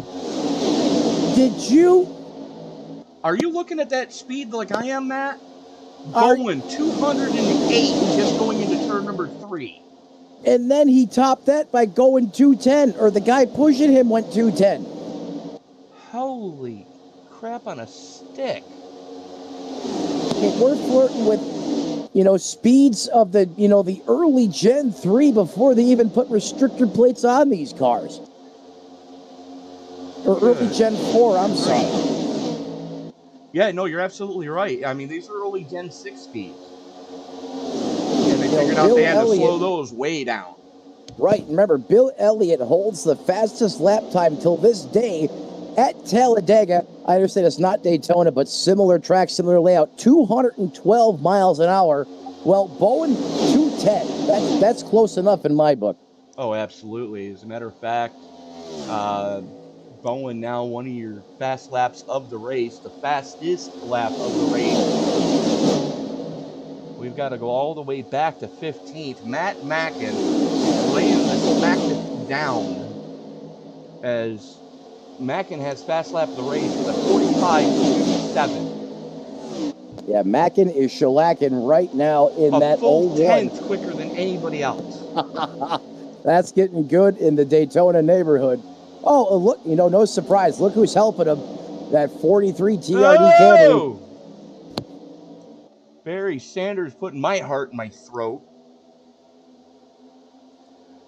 And they're almost 3 wide as Wortman almost got into Derek Jacobs there. Wortman just got into the wall. Oh, boy. He gets high out of the way. As Nick King, I believe, is getting ready to go another lap down here as well. As you see him high on the racetrack there. And to go back to the front, it's been all Shane P. Davis since the drop of the green flag here in the third and final stage of this race. Brandon Bikey has been glued to him, reminiscent of the 3 and the 5 of Bad Boy Racing for the first 2 stages of this race. Now, mind you, we have not seen the money stop out of anybody tonight, but we're riding on board with Brandon Bikey. Well, the only thing I wish we could see with these digital dashes are what the oil temp and water temps were. Yeah, I would love to see that data as well. The only way I think we'd be able to see that is if they were sharing their screen with us directly, and then we would have that telemetry. But that's a great point, Tony. Let me ask you a question. Hey, you're a NASCAR crew chief. You have the experience in real life. As far as your pit strategy here, Tony, in your opinion, what's the winning call here? Do you come sooner than later, or is it all about just coming with a group of cars that currently has some of the fastest speeds out in the racetrack right now? Well, the first thing I would have done is I would have taken tires back on that stop on lap 57.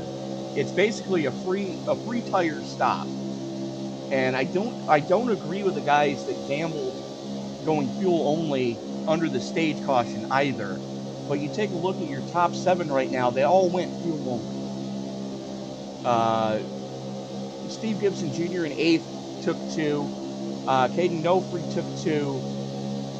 Chris Davis and Jeff Taylor took fuel only under the last stop that they all made. I would have taken tires there because you've got plenty of sets here at Daytona.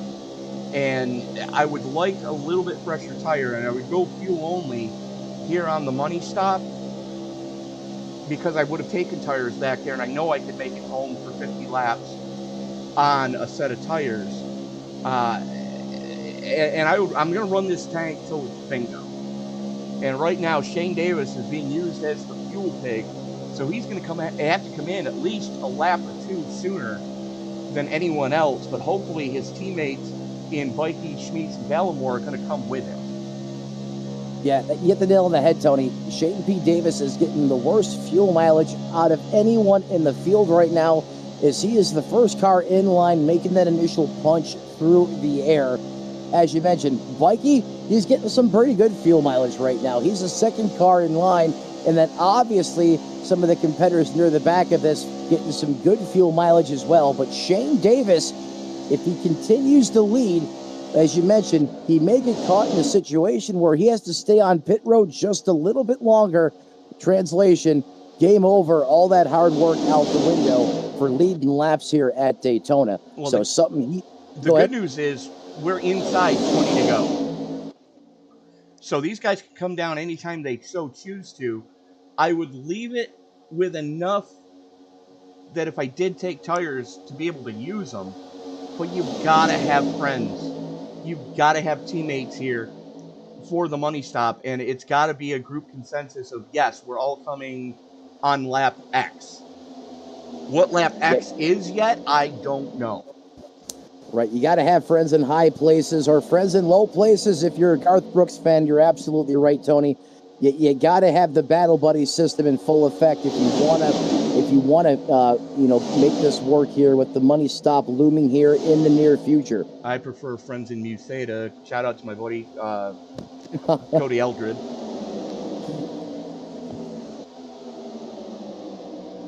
As that is one of our house songs in our fraternity. But right now, Shane Davis putting in work. He's showing the way. Bikey just riding in the rocking chair right now. Same thing goes for Jordan Schmitz. Schmitz is one of those win to get in people. So, and the same thing for that matter, I believe, goes for Paul Gallimore. Let me just bring up those standings on my end again. Oh, and by the way, Jeff Carson quietly sits in that 7th place position.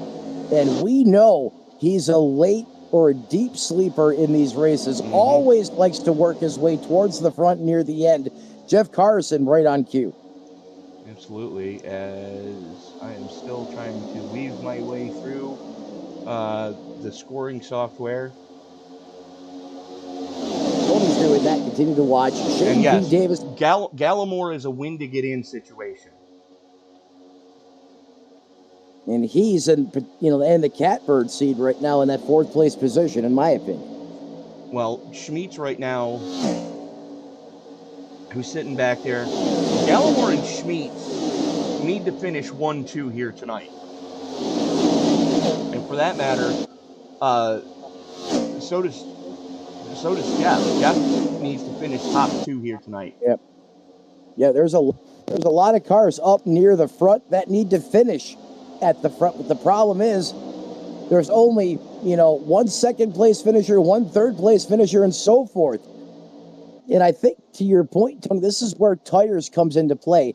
Yeah, they're not necessarily, this track isn't abrasive, but for all this mayhem, all the slicing and dicing that's about to take place, those tires could make or break the difference of the outcome, just because you're able to cut and make lane changes quicker and execute more efficiently with those fresh Goodyears near the end of the race versus having 50, 60 laps on the tires. You're absolutely right, Matt. And, that's what it's really going to boil down to is, and the thing is, when you do pit for the money stop, if we're under green flag conditions, everybody that's going with you has to have the same mindset.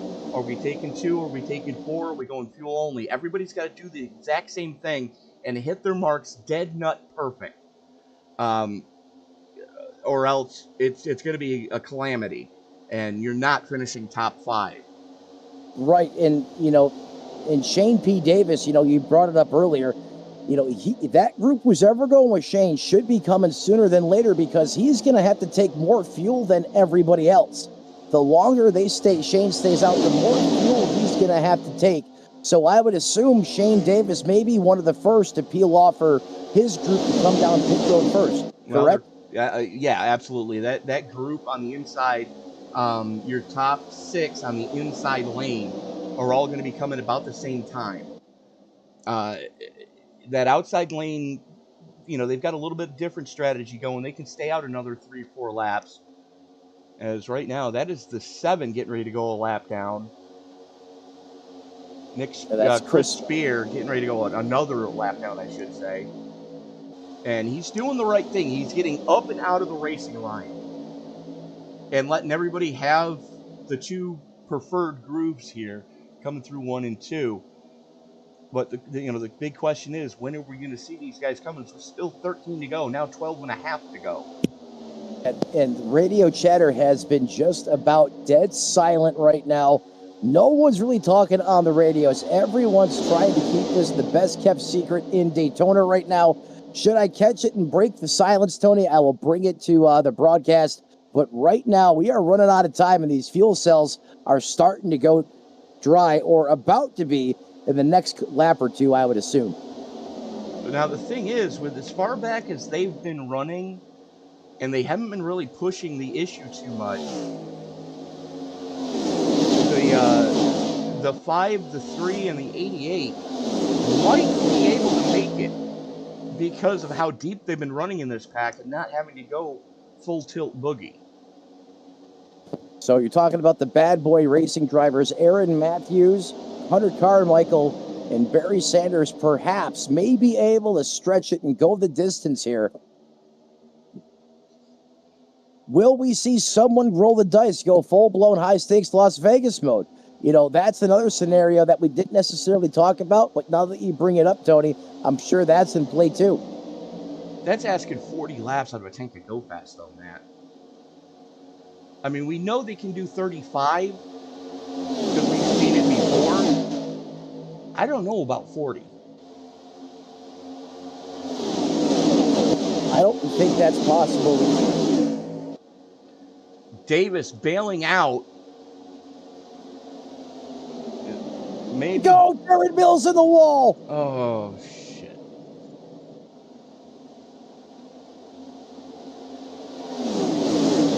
Mills? Yeah, the 2 car. Oh, yeah. Oh, wow. Keep it up there. He's got Bluetooth suspension, I believe. He hit a ton. Let's go back and take a look at that one as we go to the replay. There you see Mills right in the center of that dog pile. Right in front of Darren Mullins and right behind Barry Sanders. Yeah, he got used and abused and slapped into lug nuts all in a matter of 2 seconds and hammered the outside retaining wall there a ton. Oy. Yeah, that's Bluetooth. He was trying to stay off of Barry Sanders, who was trying to stay off the car in front of him.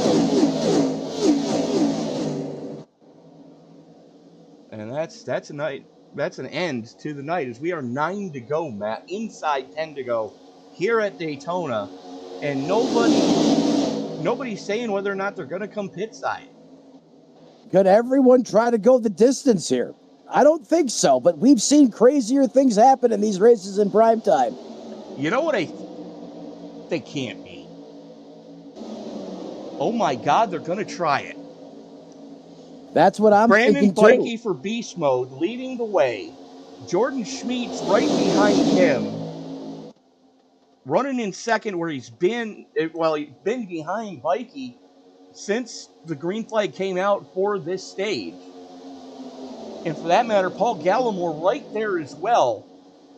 Schmiedts and Gallimore need to finish 1-2, with Gallimore getting the win, really. Schmiedts just needs a second place finish to point his way in. Jeff Carson needs to win to get in. And those guys are running stem to stern right now on the bottom side. Schmiedts, Gallimore, and Carson running second, third, and fourth as we sit. Yeah, first through 6 right now are all drivers that need to finish, either win or finish inside the top 3. And they're all literally right there, stem to stern right now. And from the looks of it, okay, Schmitz just peeked out to get some cool air to the radiator on that Mustang. And the Chevy of Gallimore is back just far enough to get the draft from the cars in front of him and still get cool air to his radiator. So he's running about 3/4 throttle. Schmitz is running about 3/4 throttle. Bikey's got his foot through the floorboard, and he's going to run that thing till it's bingo and hand the lead of the race over to Schmitz. There you go. Move! Oh, jeepers. Bikey absolutely sends it to the top shelf, which causes a cataclysmic chain reaction. 24 Atwood's out. Carson's in it. The 6 of Belmonte is in it. Barry Sanders Jr. caught a piece of it. As we're going to see it here, Blakey's going to go to the top side. Blakey with a very defensive, very aggressive block. That 43 had a run. Oh, goodness. Oh. Good grief.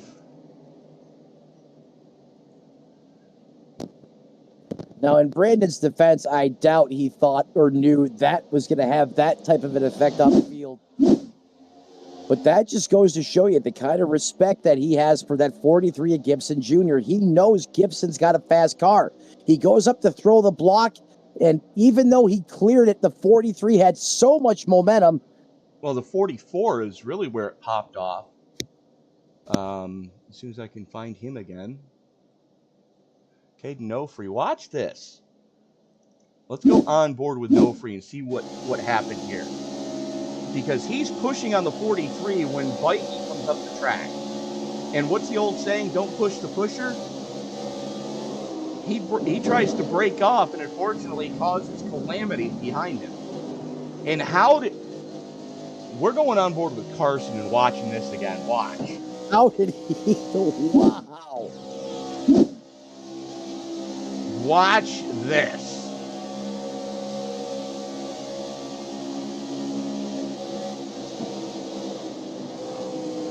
Okay, he did get contact, but is able to keep the car straight. Something goes Jeff Carson's way for once. Well, driving. Most of the time, his car wouldn't even have a face right now. Let's just be honest. Exactly. And, it was when the 44 started to react, the 11 lifted, Carson couldn't, and all hell just broke loose there.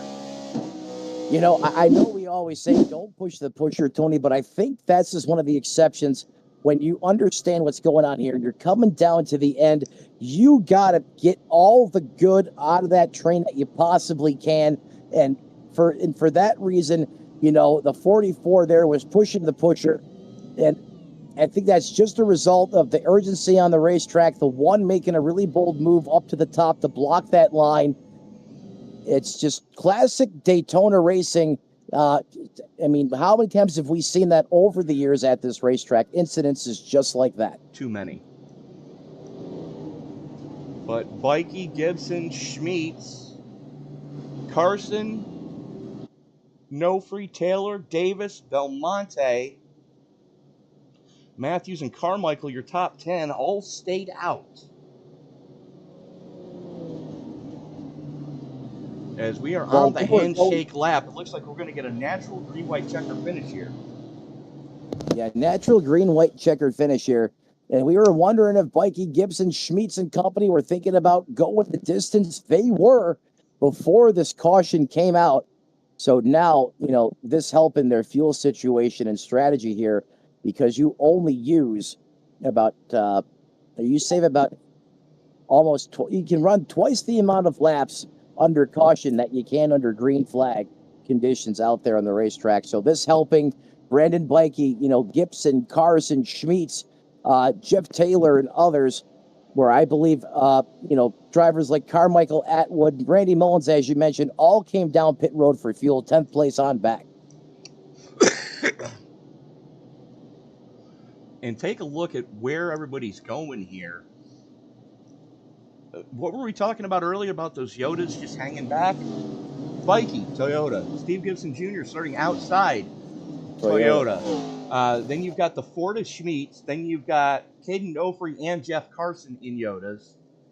And your highest running Chevy right now is the 23 of Jeff Taylor. I thought Jeff Taylor was running a Toyota at some point throughout the season. He could have been. Good to see Jeff Taylor back in competition here tonight at Daytona. Yeah, unfortunately, Jeff doesn't have enough starts, but did set pole position here tonight. The fastest of everybody in qualifying. And getting your Team Watson Quick Time Award here this evening. Yep. And who's he running for? Beast Mode Performance. Yeah, Taylor is a plate ace. That driver, that 23, always a force to be reckoned with. That Talladega, Daytona, and throw it New Atlanta in the mix there as well. Mm-hmm. And as we're getting ready to turn them back loose with 3 to go. So 7.5 miles is all that's left in this one, Matt, when we get ready to go green. As the field coming out of turn 4 right now. It's about to get good in the neighborhood. Pull those belts tight one more time, boys. It's about to get ugly with a capital UG. Vikey with the trigger into the Geico restart zone we go. Vikey jumps on the loud pedal and we are back underway. Schmitz going with him.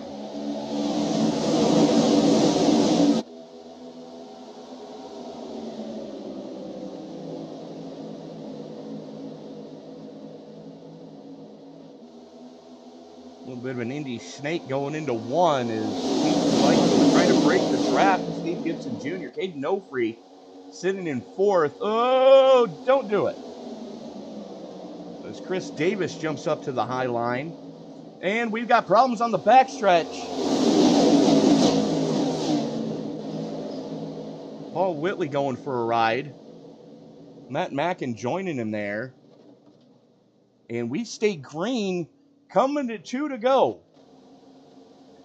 Holy Christmas. Here it comes. And Matt, look who's leading that outside lane. Oy.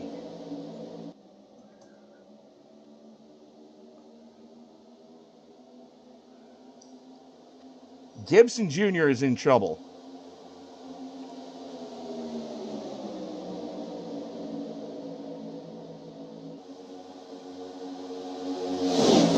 Here comes Matthews. Here comes Carmichael. Gibson does have the race lead. He drops to the low side. Aaron, oh, contact coming to the white flag. Can we stay green? We are racing back to... Damn it.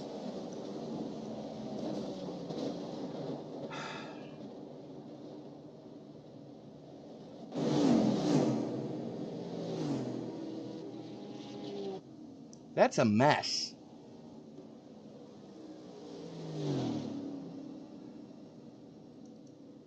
Here they are coming to the white flag. And Middleman, unfortunately, was pushing the pusher. Oh, no. Bikey got it wrong. Oy. Oh. Jesus, that was a shot.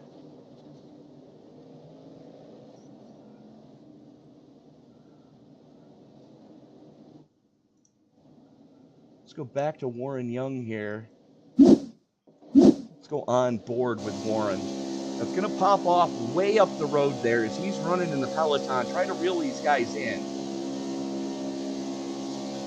He's got a good run going. There you see the smoke start. He's right behind Randy Mullins. And almost, boom, there goes the dynamite. Oh, brother, that was a shot. He almost made it. but just annihilates Bikey in the process. Schmeets out. Oh, man. What could have been for the 41?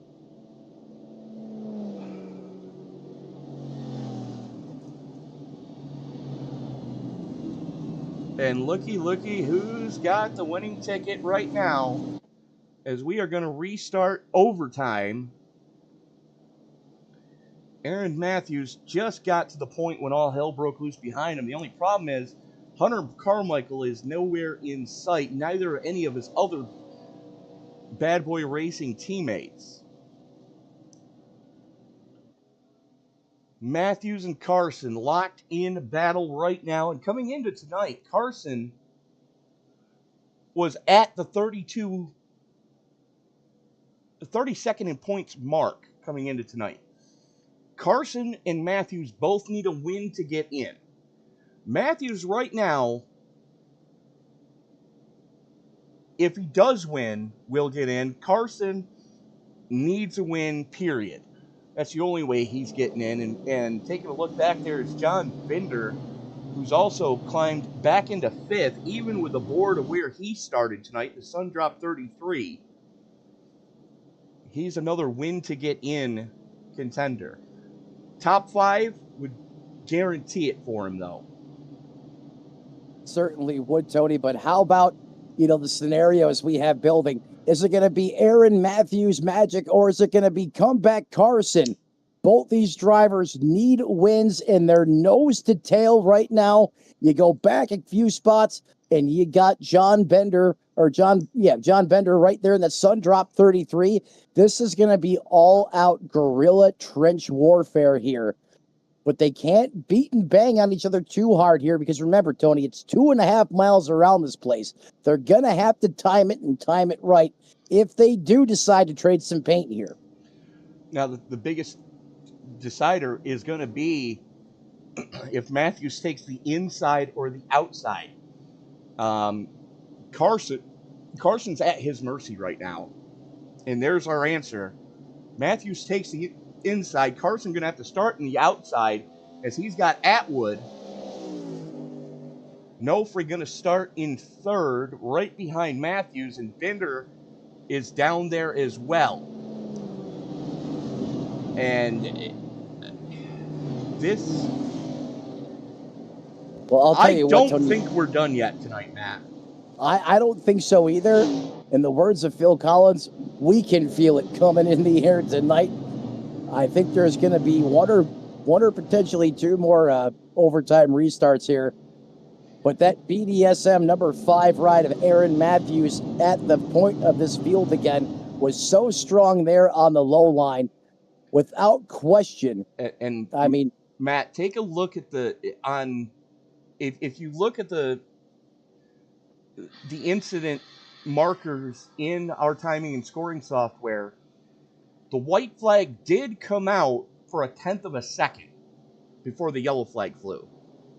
The only problem is the leader was not clear of the start-finish line when that caution flew.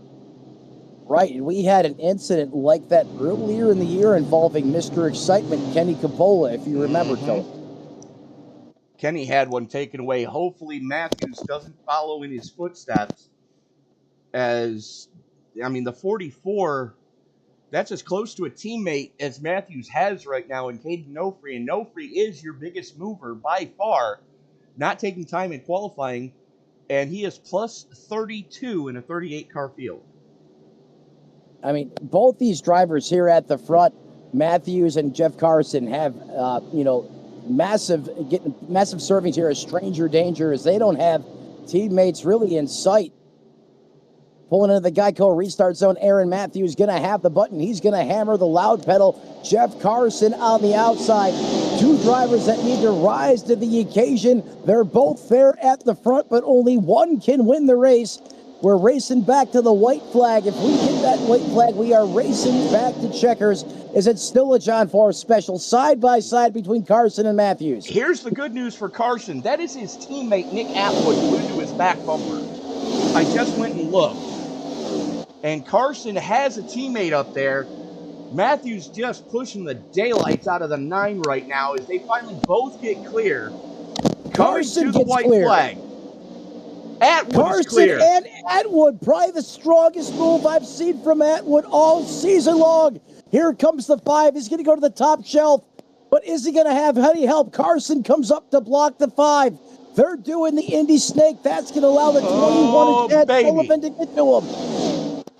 Carson just shuffled out of line. Matthews now with the lead. Oh, baby. Leaning on each other. We are racing back to checkers, Matt, coming out of turn number 2. Coming out of turn number 2, Aaron Matthews looking for the miracle. He might be the magic man here at Daytona. Chad Sullivan all over the back of the 5. That is Aaron Matthews' biggest cheerleader right now. He is saying, please, Chad, don't leave me out hanging. Stay right there on my bumper. Caden Novry, he is in 3rd. It's literally a 3-car breakaway at the front as they come down the backstretch for the final time. Coming to the start-finish line, it's going to be Aaron Matthews at the line. He wins it. He's in the Bad Boys Bad Toys Special. Aaron Matthews gets the big dub at Daytona. Now that's what I'm talking about, Tony. And I think Jeff Carson coming home in 6th may have given him enough points. That would be great. No, it didn't. He was 32nd coming in tonight. I'm sorry. So that's Jeff Carson out. Matthews in with the win. Man, talk about having to be absolutely perfect. And a big shout out to Jeff Carson as well. He ran his tail off this race. But how about Aaron Matthews having the stakes, all the pressure against him, and he comes up big at the big house, Tony. That was an incredible run by the 5. He won stage 1. He won stage 2. And now he wins the race. Matt, I believe you've got probably the happiest man on track with you right now. Aaron Matthews, Matt, and Tony up in the booth. You got me, buddy. Yes, sir. Well, hey, you came in here. Your back was against the wall at the big house. You guys at Bad Boys Racing, you put in a heck of a week of practice. You had a plan. When it all looked grim at the end, you drove that 5 up to the front, and you unloaded the biggest batch of Matthews magic I have seen all season, and you punched your ticket with a win into the playoffs. How does it feel, my man? Oh, man, it feels great. I don't even know what to say right now, boy. We've worked hard all week long for this. I know you. We know. Everybody knew that I had to win to get in the playoffs. I hated that Nick King had trouble early on. Hoping to race him. There's a couple of you guys that all needed to win and in, and you all showed up at the front here throughout the course of this race. But only one person can win, and that was you in that number 5. I mean, I know it's probably just sinking in right now. You probably don't know quite yet what to think.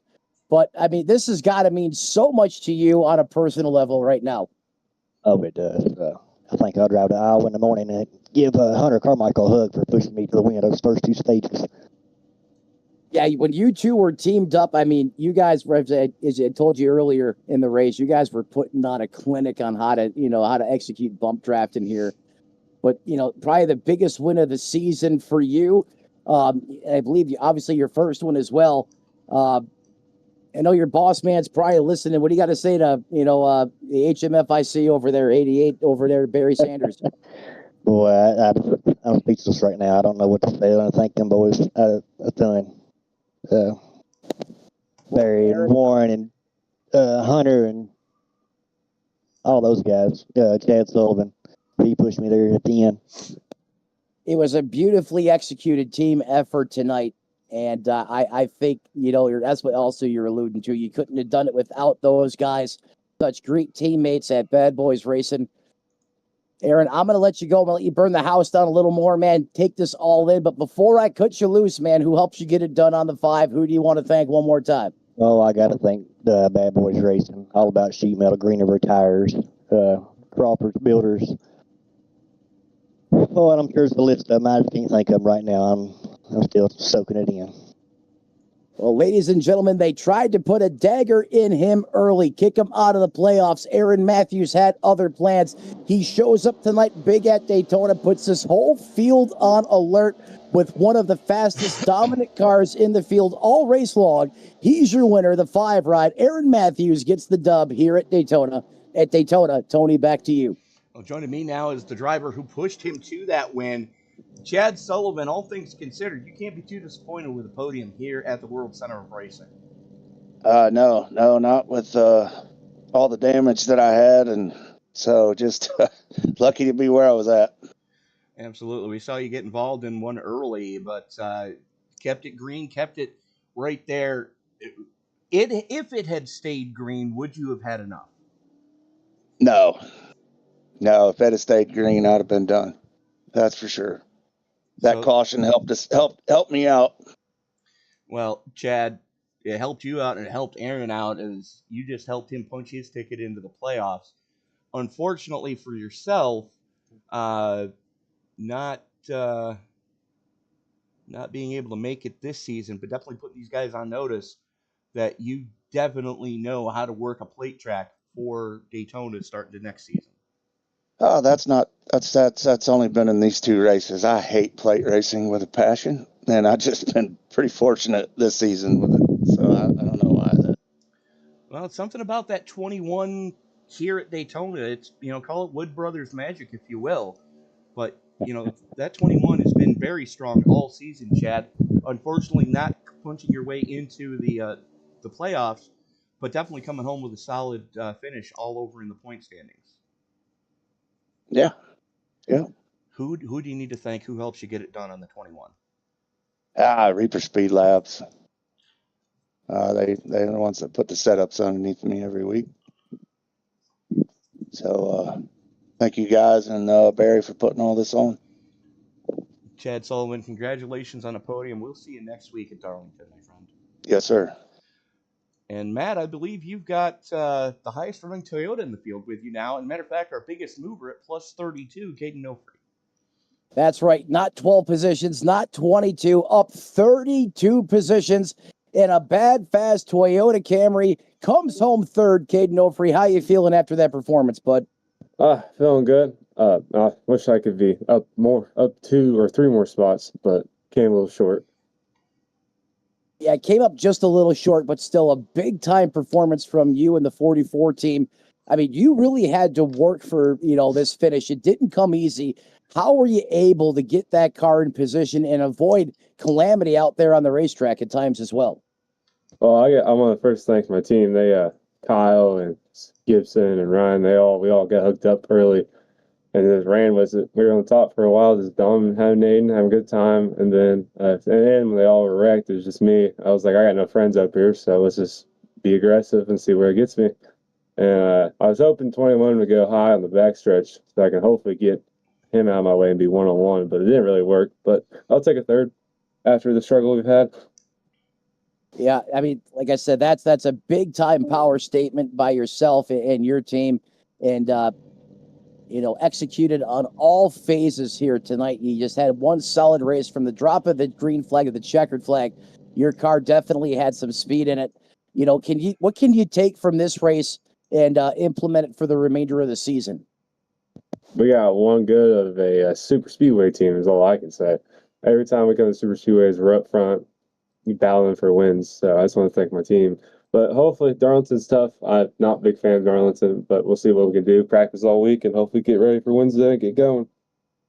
That's right. You got to take that momentum, keep it rolling as next week Moonshiners invade the track that's too tough to tame. Darlington, Caden, before we cut you loose, who do you want to thank one more time before we let you go enjoy this third place finish with your team? Well, first, I want to thank God for letting me be able to do this.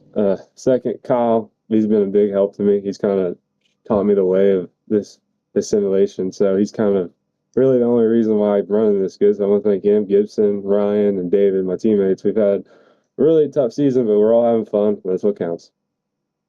Having a great time under the lights. When the plate hits that top of the engine, you know that 44 is going to be coming to the front. That's Caden Nofree. Comes home third here. Looks to carry that momentum into the first round of the playoffs next week. Tony Trapasso, back to you. And that is going to put another one in the books for us tonight. Unfortunately, we don't have the final point standings yet. If we do get them before we go off air, we will present those to those folks.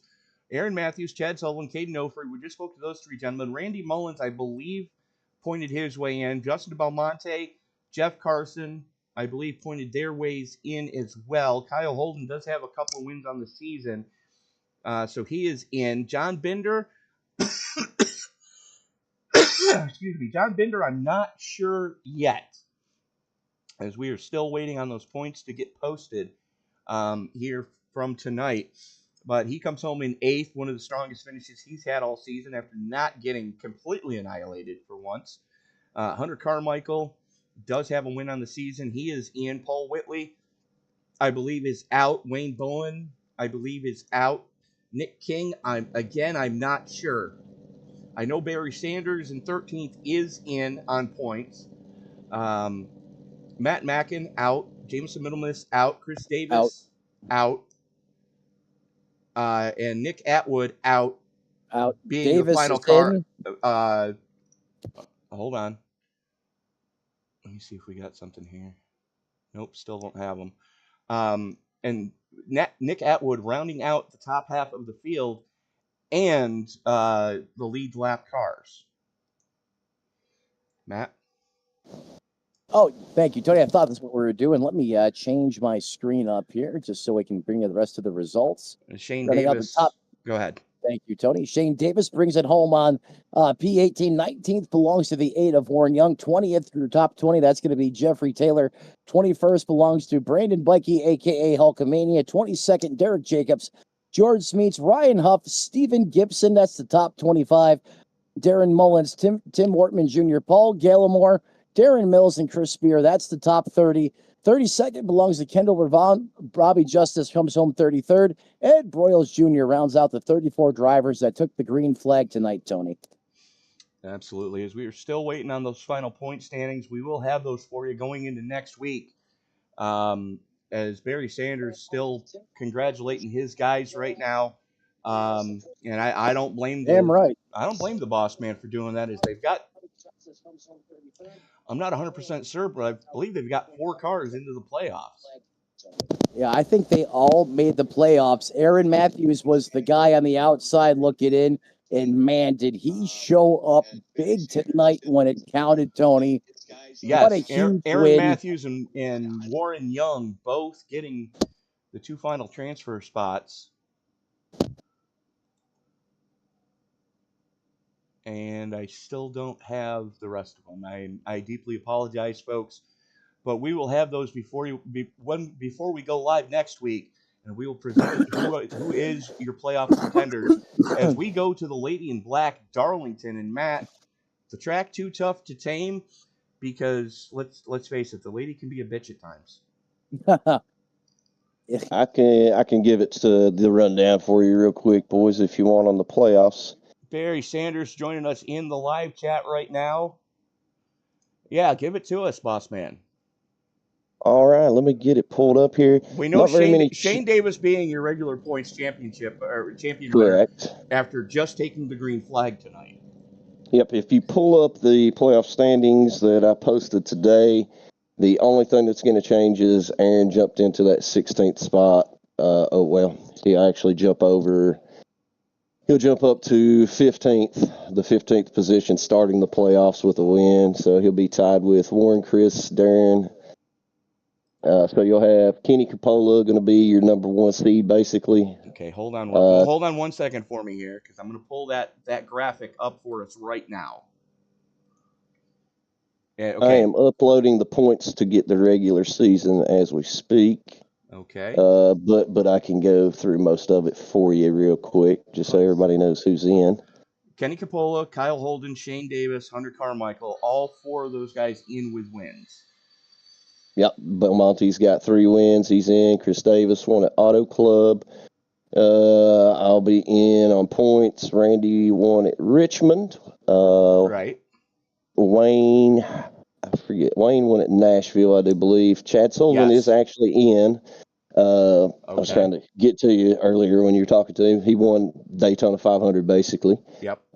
Tim Wortman will be in on points. Warren Young won Bristol Dirt.